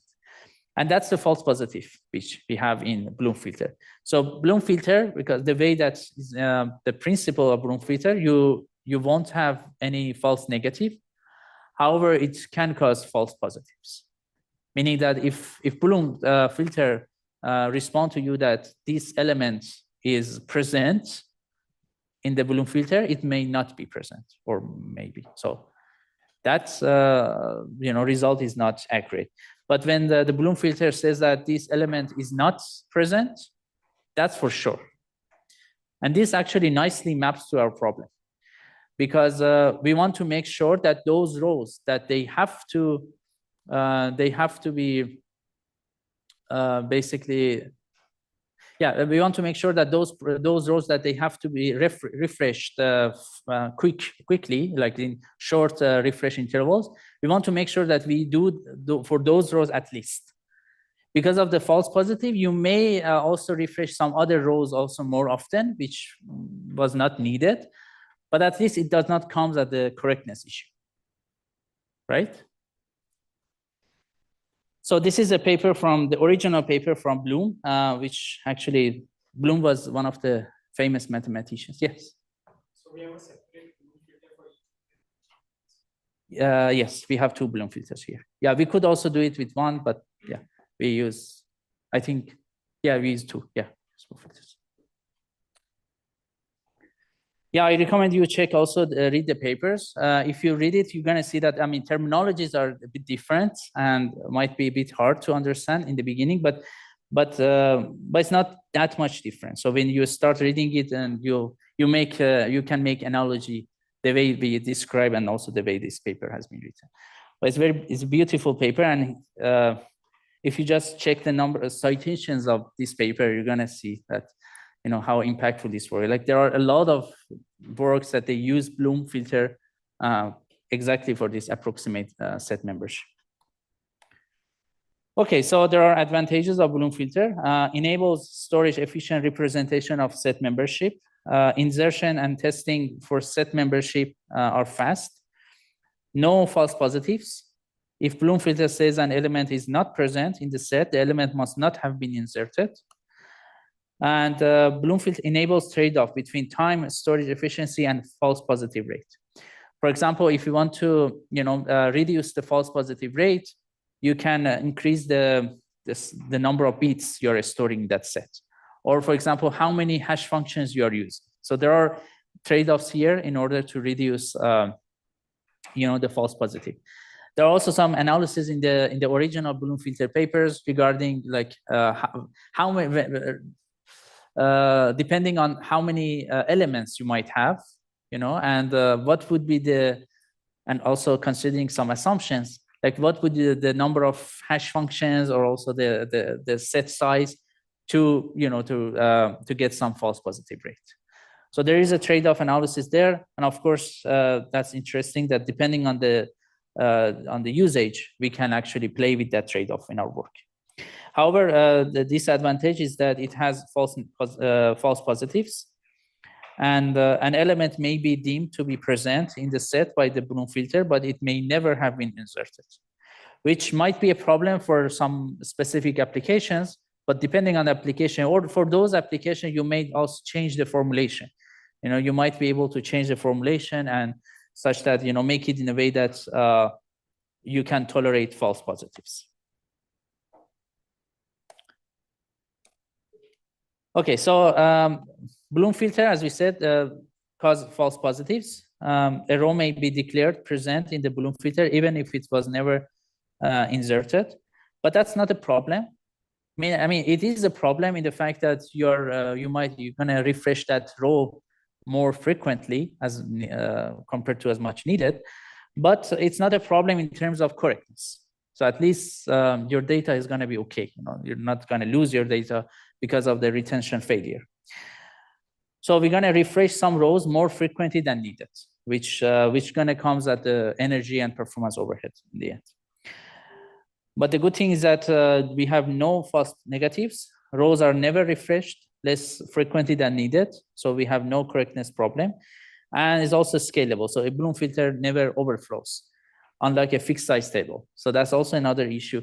You might think of, for example, you do some analysis in the DRAM and say that, okay, approximately by checking many of DRAM chips, I can see that there are going to be around 1,000 rows, for example, up to 1,000 rows that they need high refresh rate, for example, and then you add a table in your memory controller that can track 1,000 rows, right? However, that table can overflow essentially. After if you in such cases, people can increase the DRAM capacity, right? They can add more chips to the DRAM, can add more modules to the system, and at some point you're gonna get to the fact that 1,000 rows in that table were not enough. But the problem is that now with the table that overflows, and actually your analysis is going to be problematic, and that's not the main one. That's an issue. But another important issue here is also to check the membership in table. So in table, you actually need to do it in a content addressable memory. So you really need to search for the address in the whole DRAM in a CAM, because it's considered as a CAM array.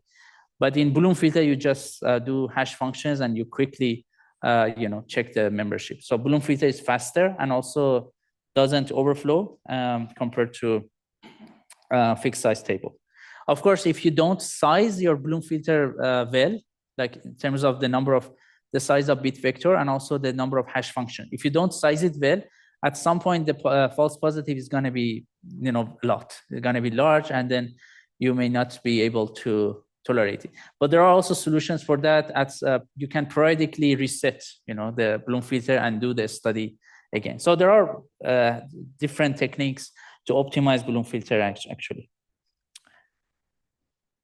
Okay, so, and in our work we use two filters for 32 gigabyte DRAM system, and in general we like the overall capacity is 1.25 kilobyte. So Bloom filter is useful when you can tolerate false positive in set membership test. I think I already discussed all of them. And you can actually also check other papers that we have used Bloom filter. This paper, for example, RowHammer, which we will cover it hopefully in, I'm not sure in how much detail, but with some detail in our memory robustness lecture. In that, you're gonna see that we use also Bloom filter, but in another version of Bloom filter, which call it as counting Bloom filter. So in original Bloom filter, you can use it just to get the set membership, presence or absence. But you can also think of counting Bloom filter, which can be used to also count, which is important for designing RowHammer mitigation techniques, because you want to, for example, know the number of activation to each row. You can actually use counting Bloom filter for that. Our counting Bloom filter does not come free, and there are other issues, which I will refer you later for that. It's very exciting, because there are some optimizations that you can apply to Bloom filter, but some of them, they may come at the price of false negative. So Bloom filter does not have false negative if you use it as is. But when you start making some optimizations, you might actually cause some false negative. And that doesn't mean that you cannot use it, but you just need to be careful, that false negative can cause some issues for you. Okay. And and refreshing based on RAIDR is actually very much easy. We choose a refresh candidate row, determine which bin the row is using the Bloom filter, membership check, and then we determine if refreshing is needed. Okay. So in the paper in RAIDR, the baseline design we implemented in the memory controller. However, the idea does not necessarily need to be implemented in the memory controller. It actually can be also implemented in DRAM chip. So it's not fundamentally is not limited only to memory controller. But essentially, RAIDR has these two Bloom filters, one 256 byte and another one 1 kilobyte, depending on the different bins. And you can see that since the number of rows that they need high frequency refresh rate, they are much limited. We are using actually much smaller Bloom filter. And since the number of rows that they need middle rate refresh rate, they are a bit higher, we use larger Bloom filter. So it's very important that you size Bloom filter nicely in order to manage the false positives in the end. Okay. And here are also the overview of the overhead of this technique. In general, it's actually very much lightweight. But another option would be also to implement RAIDR in the DRAM chip, in the control logic, which then you can actually talk about the per chip overhead. So the per chip overhead is 20 byte Bloom filters, 1 counter, 4 gigabit per chip. So the thing is that when you implement Bloom filter per memory controller, you need to do it per channel, right? The whole DRAM channel that you have here, the whole DRAM module. But once you can implement it per chip, then your overhead is per chip essentially, which per chip overhead is much lower. Okay, and here also again the results for RAIDR, which we already described it. Okay, let's see. Let me continue a bit, and then we can take another break. So what else can you do to reduce the impact of refresh? There are different ways. And we also discussed, in the beginning, you guys also brought up some ideas. Those also can be useful. But I'm gonna also talk about another way, which does not necessarily reduce the requirement for refresh, but you can increase at least the bandwidth of refreshing, because you can also try to solve it in another way as well. One way of solving this problem or reducing this the effect of this problem is to reduce the number of required refreshes through the techniques like RAIDR, for example. Another also way of thinking that, which these techniques actually can be also combined in reality, is that you try to do refreshing with higher parallelism, essentially. If you increase the parallelism or throughput of doing refreshing, you can actually also at least reduce the performance overhead of refreshing, right? So, yeah, and I think I already discussed about these things, but yeah, RAIDR, because it was a very impactful work, and this has been also recognized in the ISCA 50 as a 25-year retrospective of ISCA. So we wrote this retrospective RAIDR. It's actually provide a short summary of the paper, and it's very much interesting to to read the retrospective that has been written sometime after the publication, because you can get the perspective of the authors sometime after that, because once you write the paper, you have some vision, and you do some experiment based on your vision and idea that you had at the time you wrote the paper. But after 10 years, it's always good to look behind, and check our papers with another perspective. And this retrospective is very interesting to read, which is going to be also part of reading for you in the homework. Okay. Yeah. So yeah, I think we already also discussed it just quickly. DRAM refresh is a critical challenge, and several promising solutions directions that we discussed. Eliminate unnecessary refreshes, reduce refresh rates with online profiling, and detect and correct any errors, and also parallelize refreshes with accesses. And this is something that I'd like to discuss it now a bit. And also we examine properties of retention time behavior, like VRT-aware refresh techniques. And yeah. And there are a lot of works that we have done to understand and handle different challenges that they are affecting the profiling, like data pattern dependency and VRT phenomena. Okay. So to parallelize refresh access parallelization, this is actually one of the technique that one of the, I think, PhD students, Sofari Kevin, he has developed in 2014 in HPCA. But that work was actually in the simulation, so he generated the theory and then tested and showed that the idea makes sense, and and it was very good for performance. But later on, in 2022, Giray showed that this actually refresh access parallelization is doable in real DRAM chips, in commercially off-the-shelf DRAM chips, by violating some timing. Very similar to the story, for example, of Ambit and functionally complete Boolean logic. Like in Ambit, for example, we show, and also row clone, we show that we can do memory, we can copy data one row to another row in DRAM, and also we can do bulk bitwise operations using simulations. But later on, papers like compute DRAM, as well as our work fully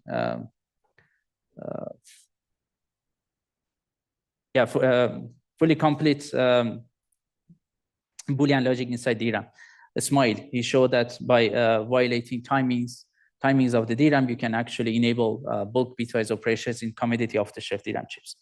And to me, it's very fascinating that you start and show the theory and make that idea using some simulations, but also later on you can show with real framework, real devices. Even though these devices are not designed for doing that, but by violating some timing, you can do that. So this work, Hira, was about that. I'm gonna quickly also go over it, and then we can decide to make but probably we will take a break. Yeah. Okay, so there are two main types of DRAM refresh. Periodic refresh, which you all know now, that we need to periodically refresh to restore the charge of DRAM cells, that because of they leak over time. And also another reason for doing refresh is actually for RowHammer mitigation techniques. This is going to be much more clear, I guess, when we cover memory robustness. But from that, some stuff that we already covered in RowHammer, I think you can also understand it, that in RowHammer, in order to, one way to mitigate RowHammer is to repeatedly accessing DRAM row. Basically, RowHammer repeatedly accessing DRAM row can cause bit flips in other physically nearby rows. And there are preventive refresh that you can mitigate RowHammer by refreshing physically nearby rows of a repeatedly accessed row. So essentially, by using this technique, you can mitigate RowHammer errors. So basically, the takeaway of this slide is that we have a lot of refreshes in our today's system.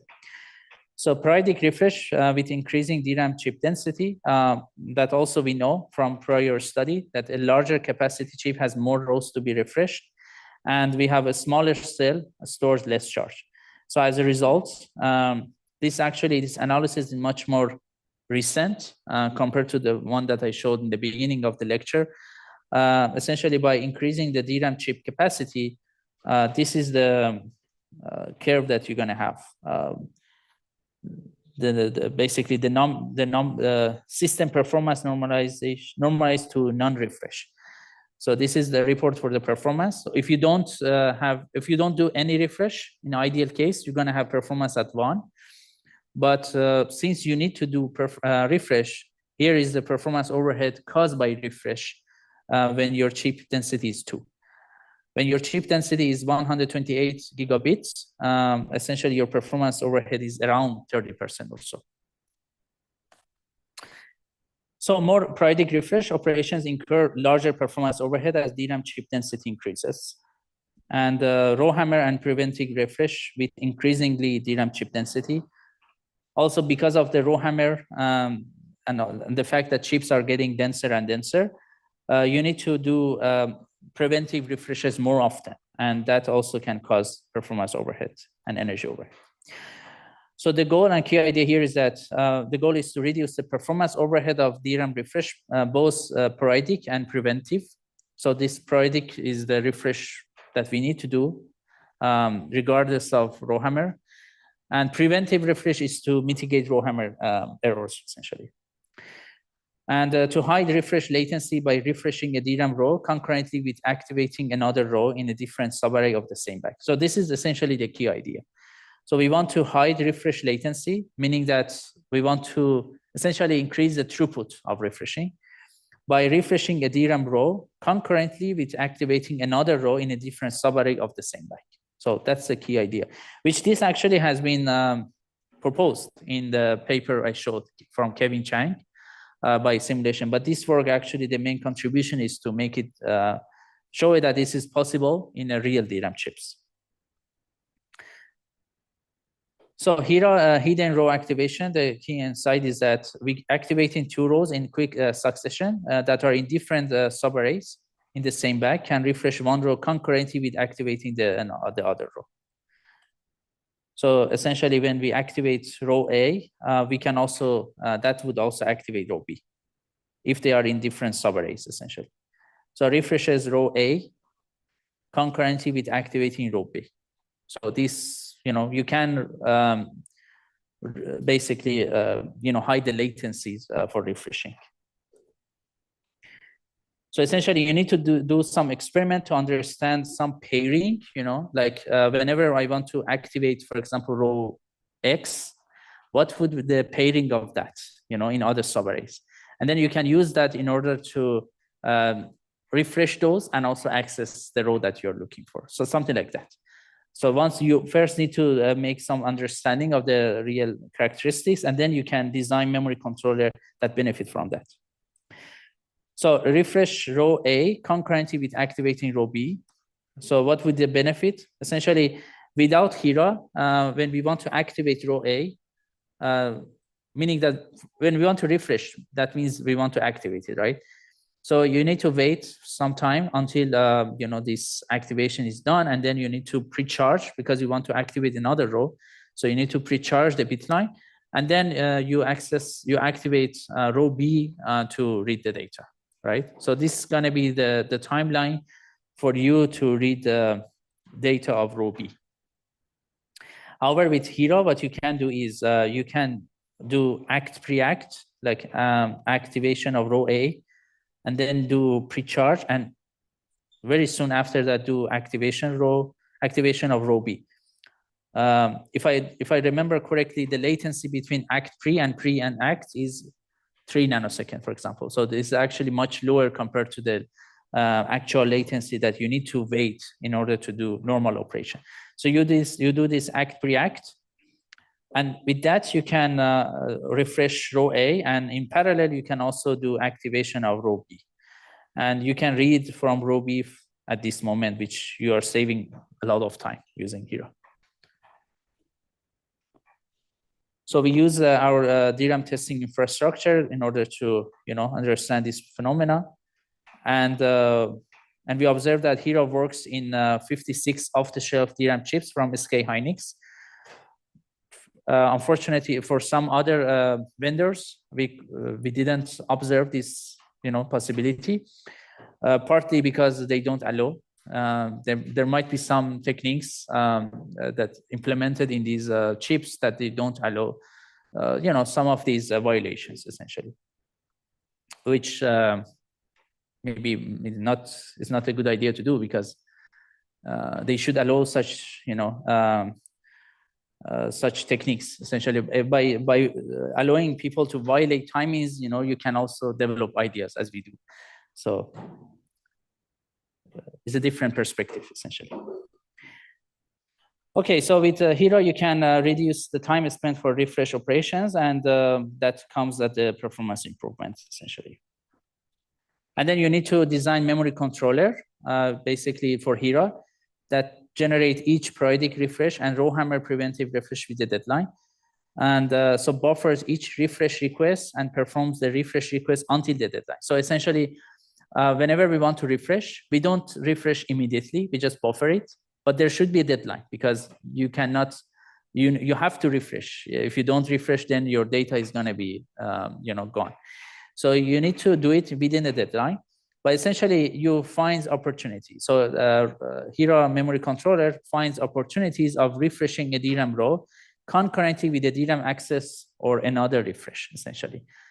So by doing some of these characteristics, so we know some pairing, whenever we want to do some refresh, basically Hero memory controller tries to pair that refresh with another DRAM access or with another refresh. So you can do 2 refresh at the same time in parallel, or you can do 1 refresh and 1 DRAM access in parallel essentially. So that's a technique that Hero memory controller needs to do. So we implemented these memory controller changes in our Remulator simulator, which is a cycle level simulations for DRAM. And we tested with several workloads, and for different chip, DRAM chip capacities and RowHammer thresholds. And essentially, we observe very good performance improvements. More specifically for RowHammer, because this preventive refreshes is a big overhead for RowHammer mitigation techniques. So as a result of that, for Hero, we observe 3.7 times the speed up by reducing time spent on preventive refreshes. And for periodic refresh, we observe 12.6% speed up for that. And this speed up can be higher when you test it on a higher density DRAM chips. Okay, and the complexity is very low, the chip area cost is very negligible and so quite low. You can see the number here. Okay, so that's Hero.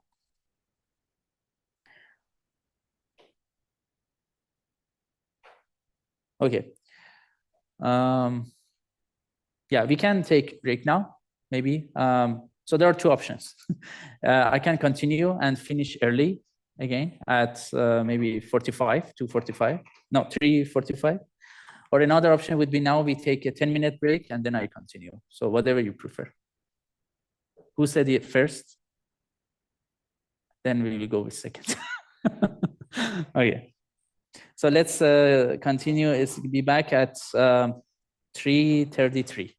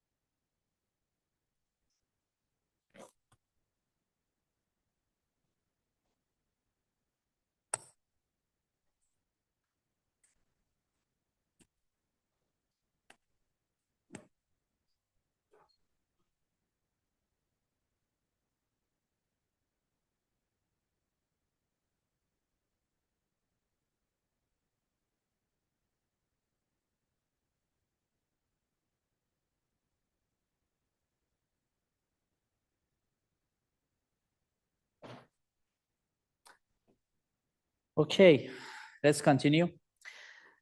Yeah, so that was about this work.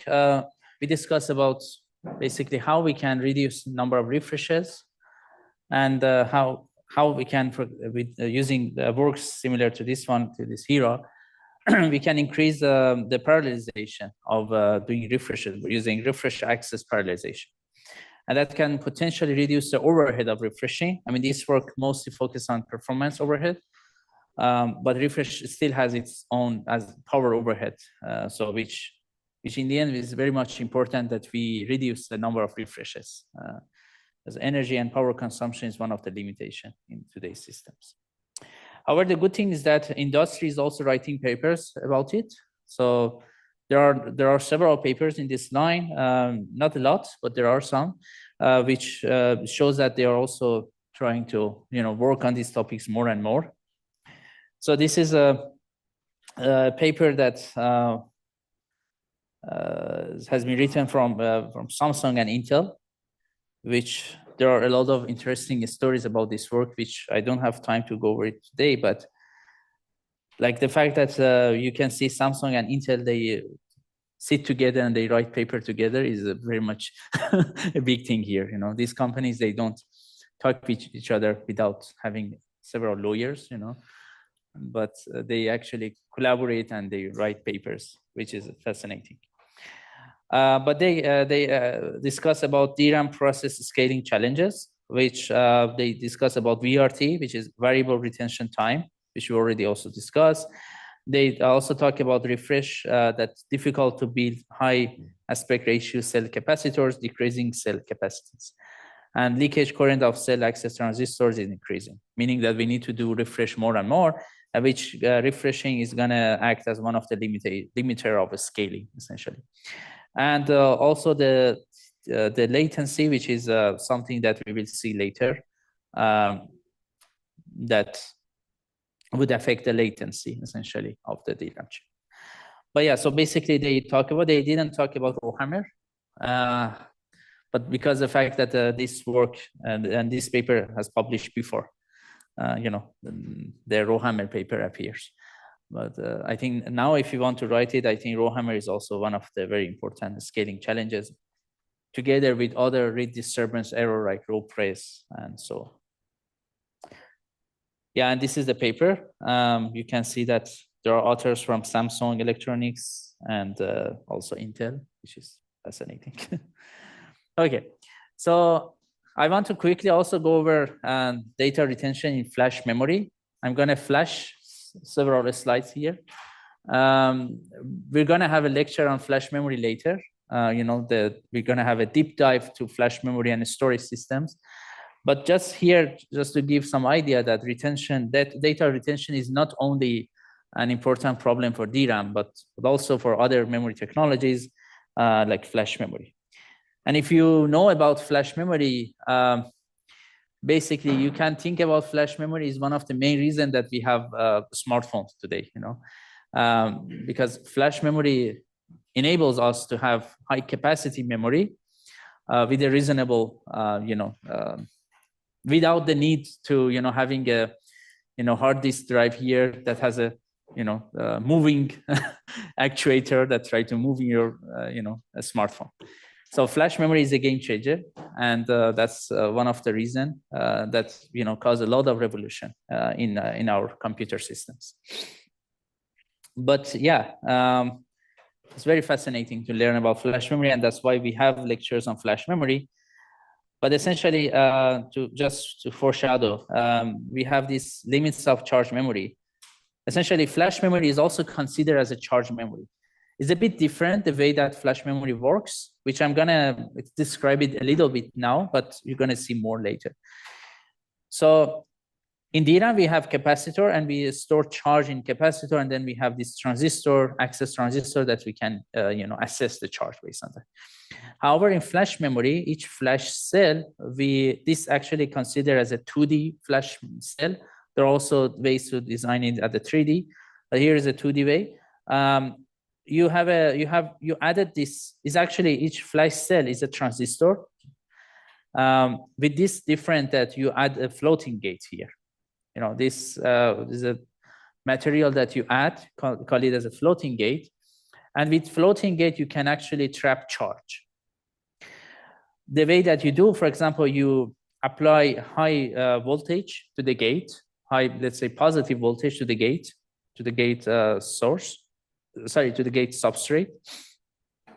And that high voltage would cause, that you absorb some electrons. So electrons will tunneling through from the substrate to the gate, and they're going to be trapped in the floating gate.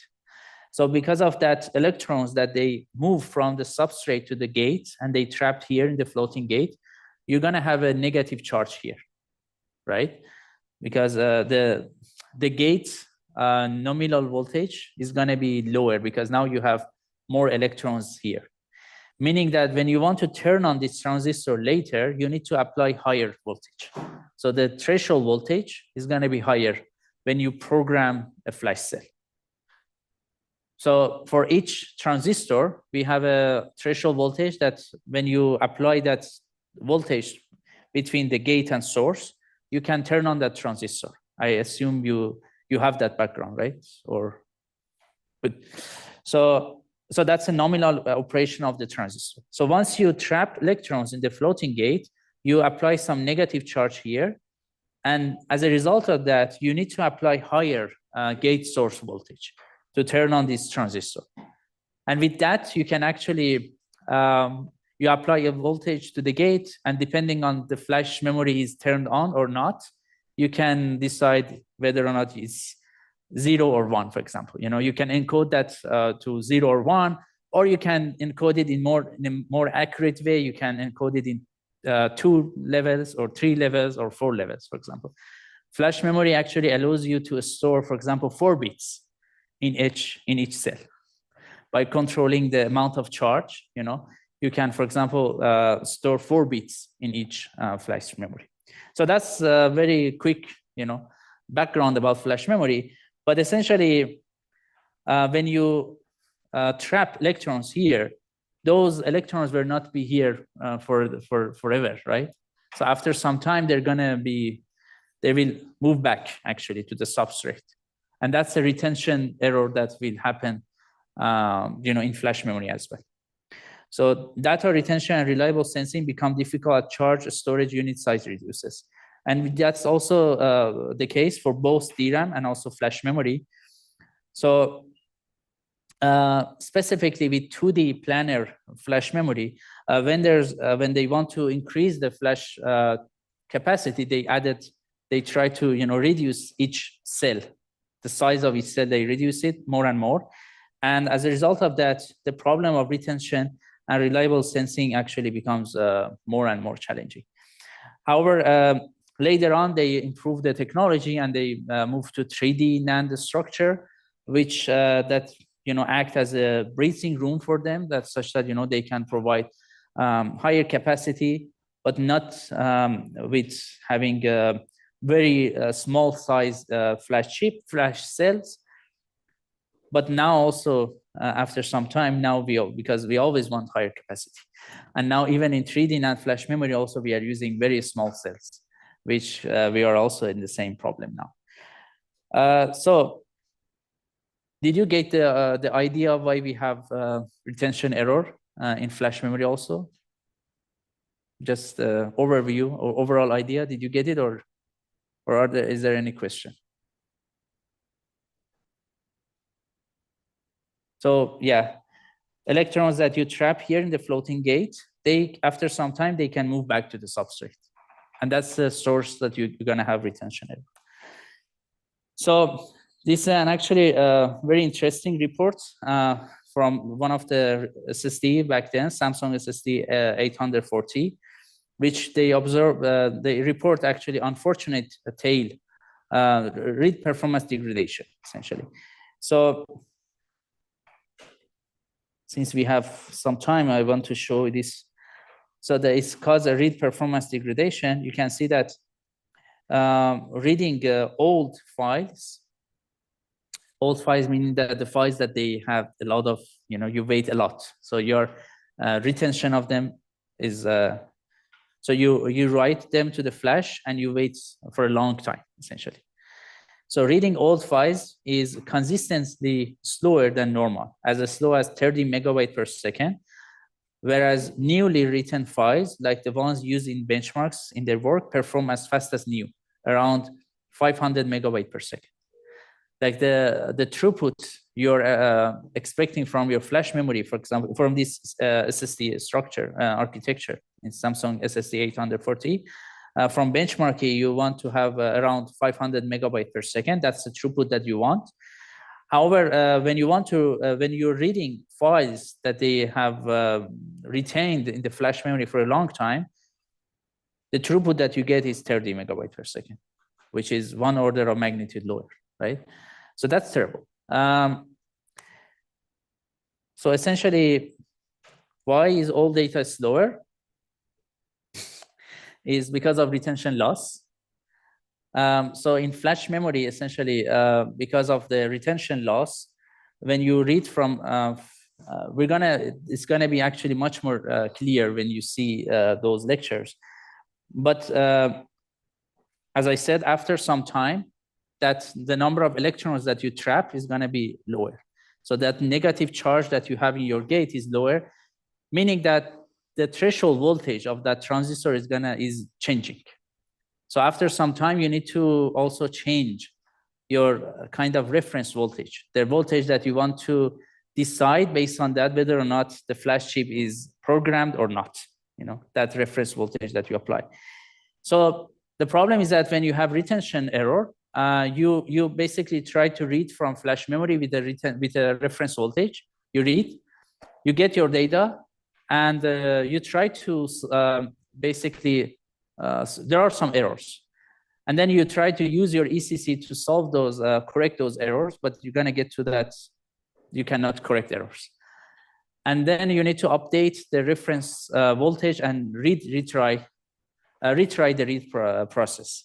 So basically each read that you want to do from flash memory comes at the price of several reads, or sometimes many reads.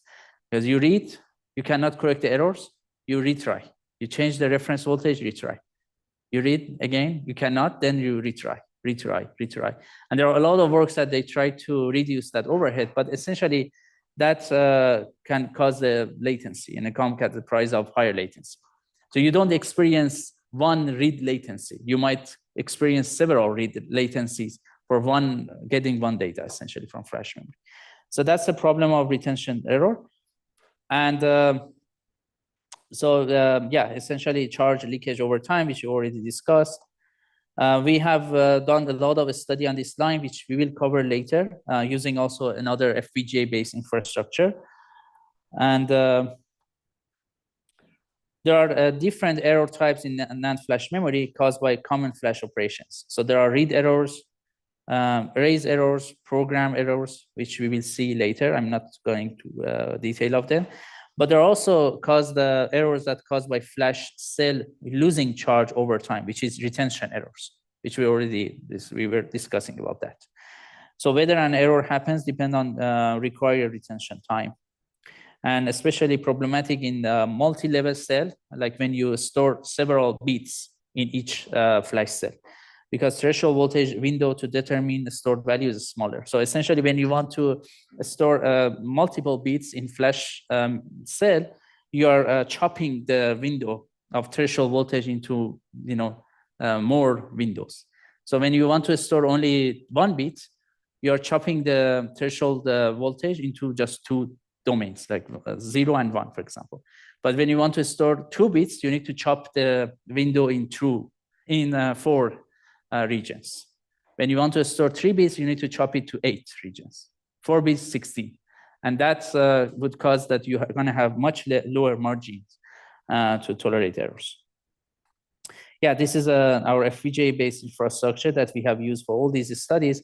I don't want to go over detail of this plot again, but essentially, I want to show that retention errors is the dominant reasons for the study that we have done. So most of the errors which we observed from real NAND flash memory was because of the retention errors.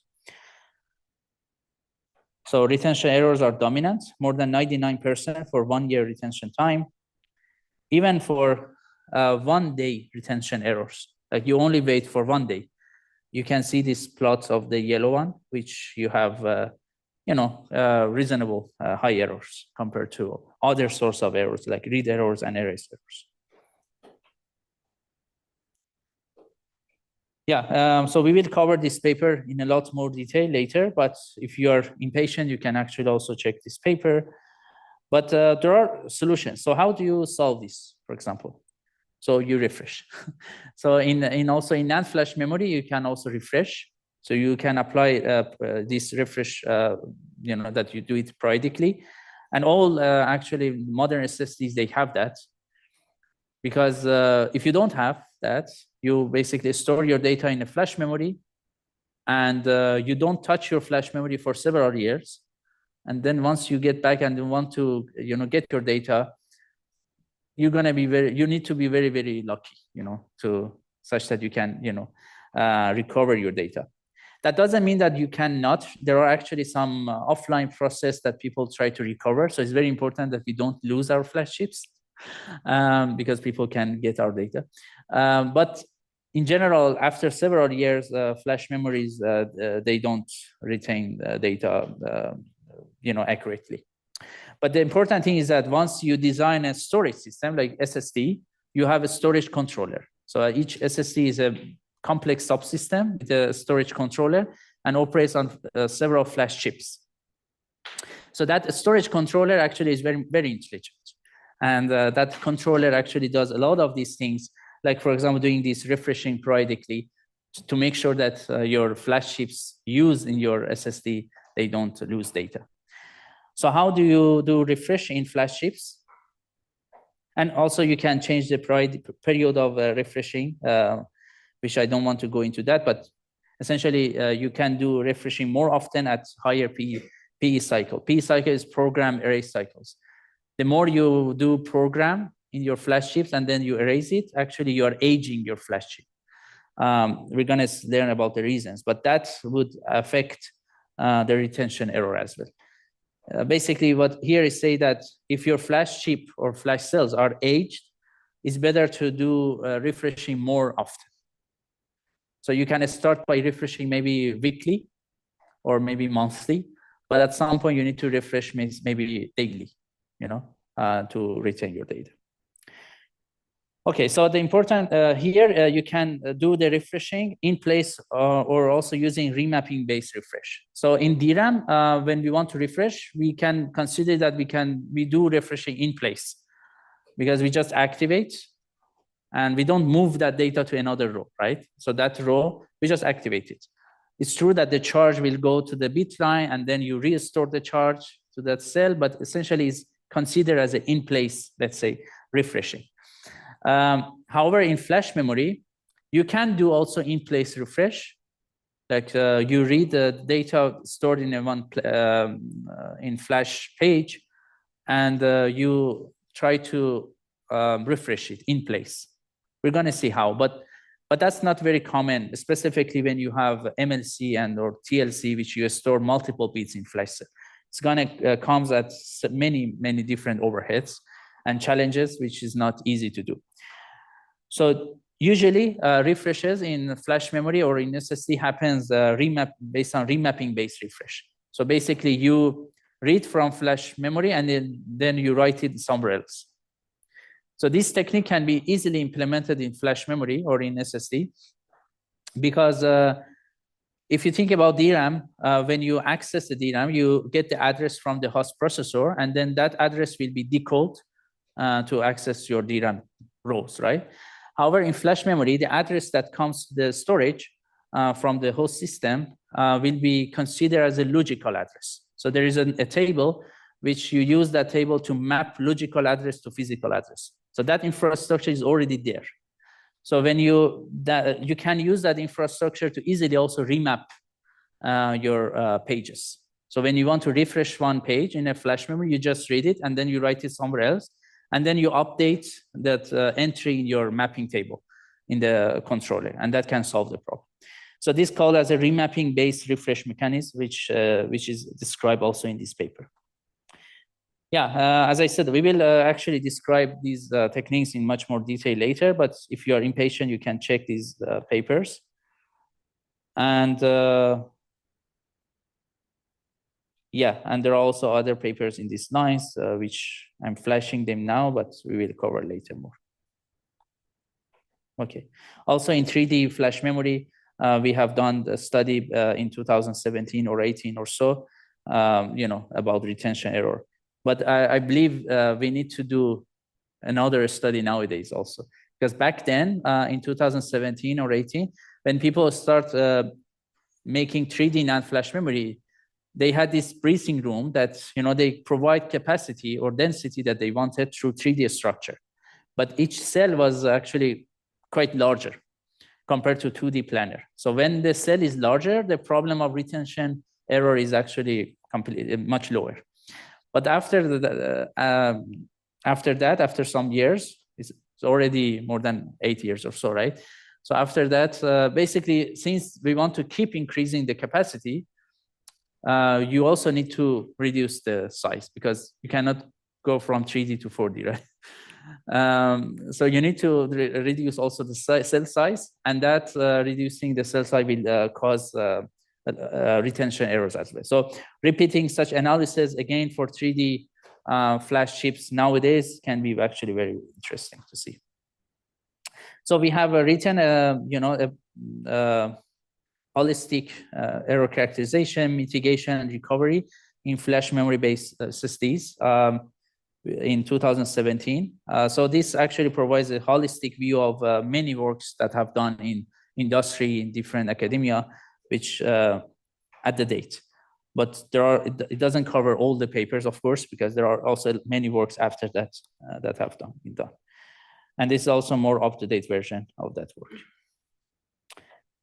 Okay, so yeah, if you're impatient, you can also check our lectures on flash memory and SSD, but we will also cover it later. But essentially, we will dig deeper more in this course in many different things. And remember that good ideas are a dime a dozen, but making them work is oftentimes the real contribution. Okay, any question?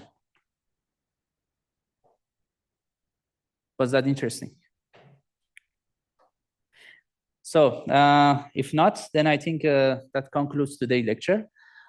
Tomorrow we will jump into DRAM latency, a problem which has been kind of, the manufacturer didn't focus much on DRAM latency, which usually actually in computer system, people try to increase bandwidths and parallelize a lot because that's easier. Parallelize is not that fundamental compared to latency. So lowering latency is very, very, very fundamental and hard to do. So that's partly the reason that people didn't focus on it. But that doesn't mean that we should not learn about it and try to develop techniques for lower latencies. So tomorrow's lecture is going to be also a lot of fun. So see you tomorrow on that. Thank you.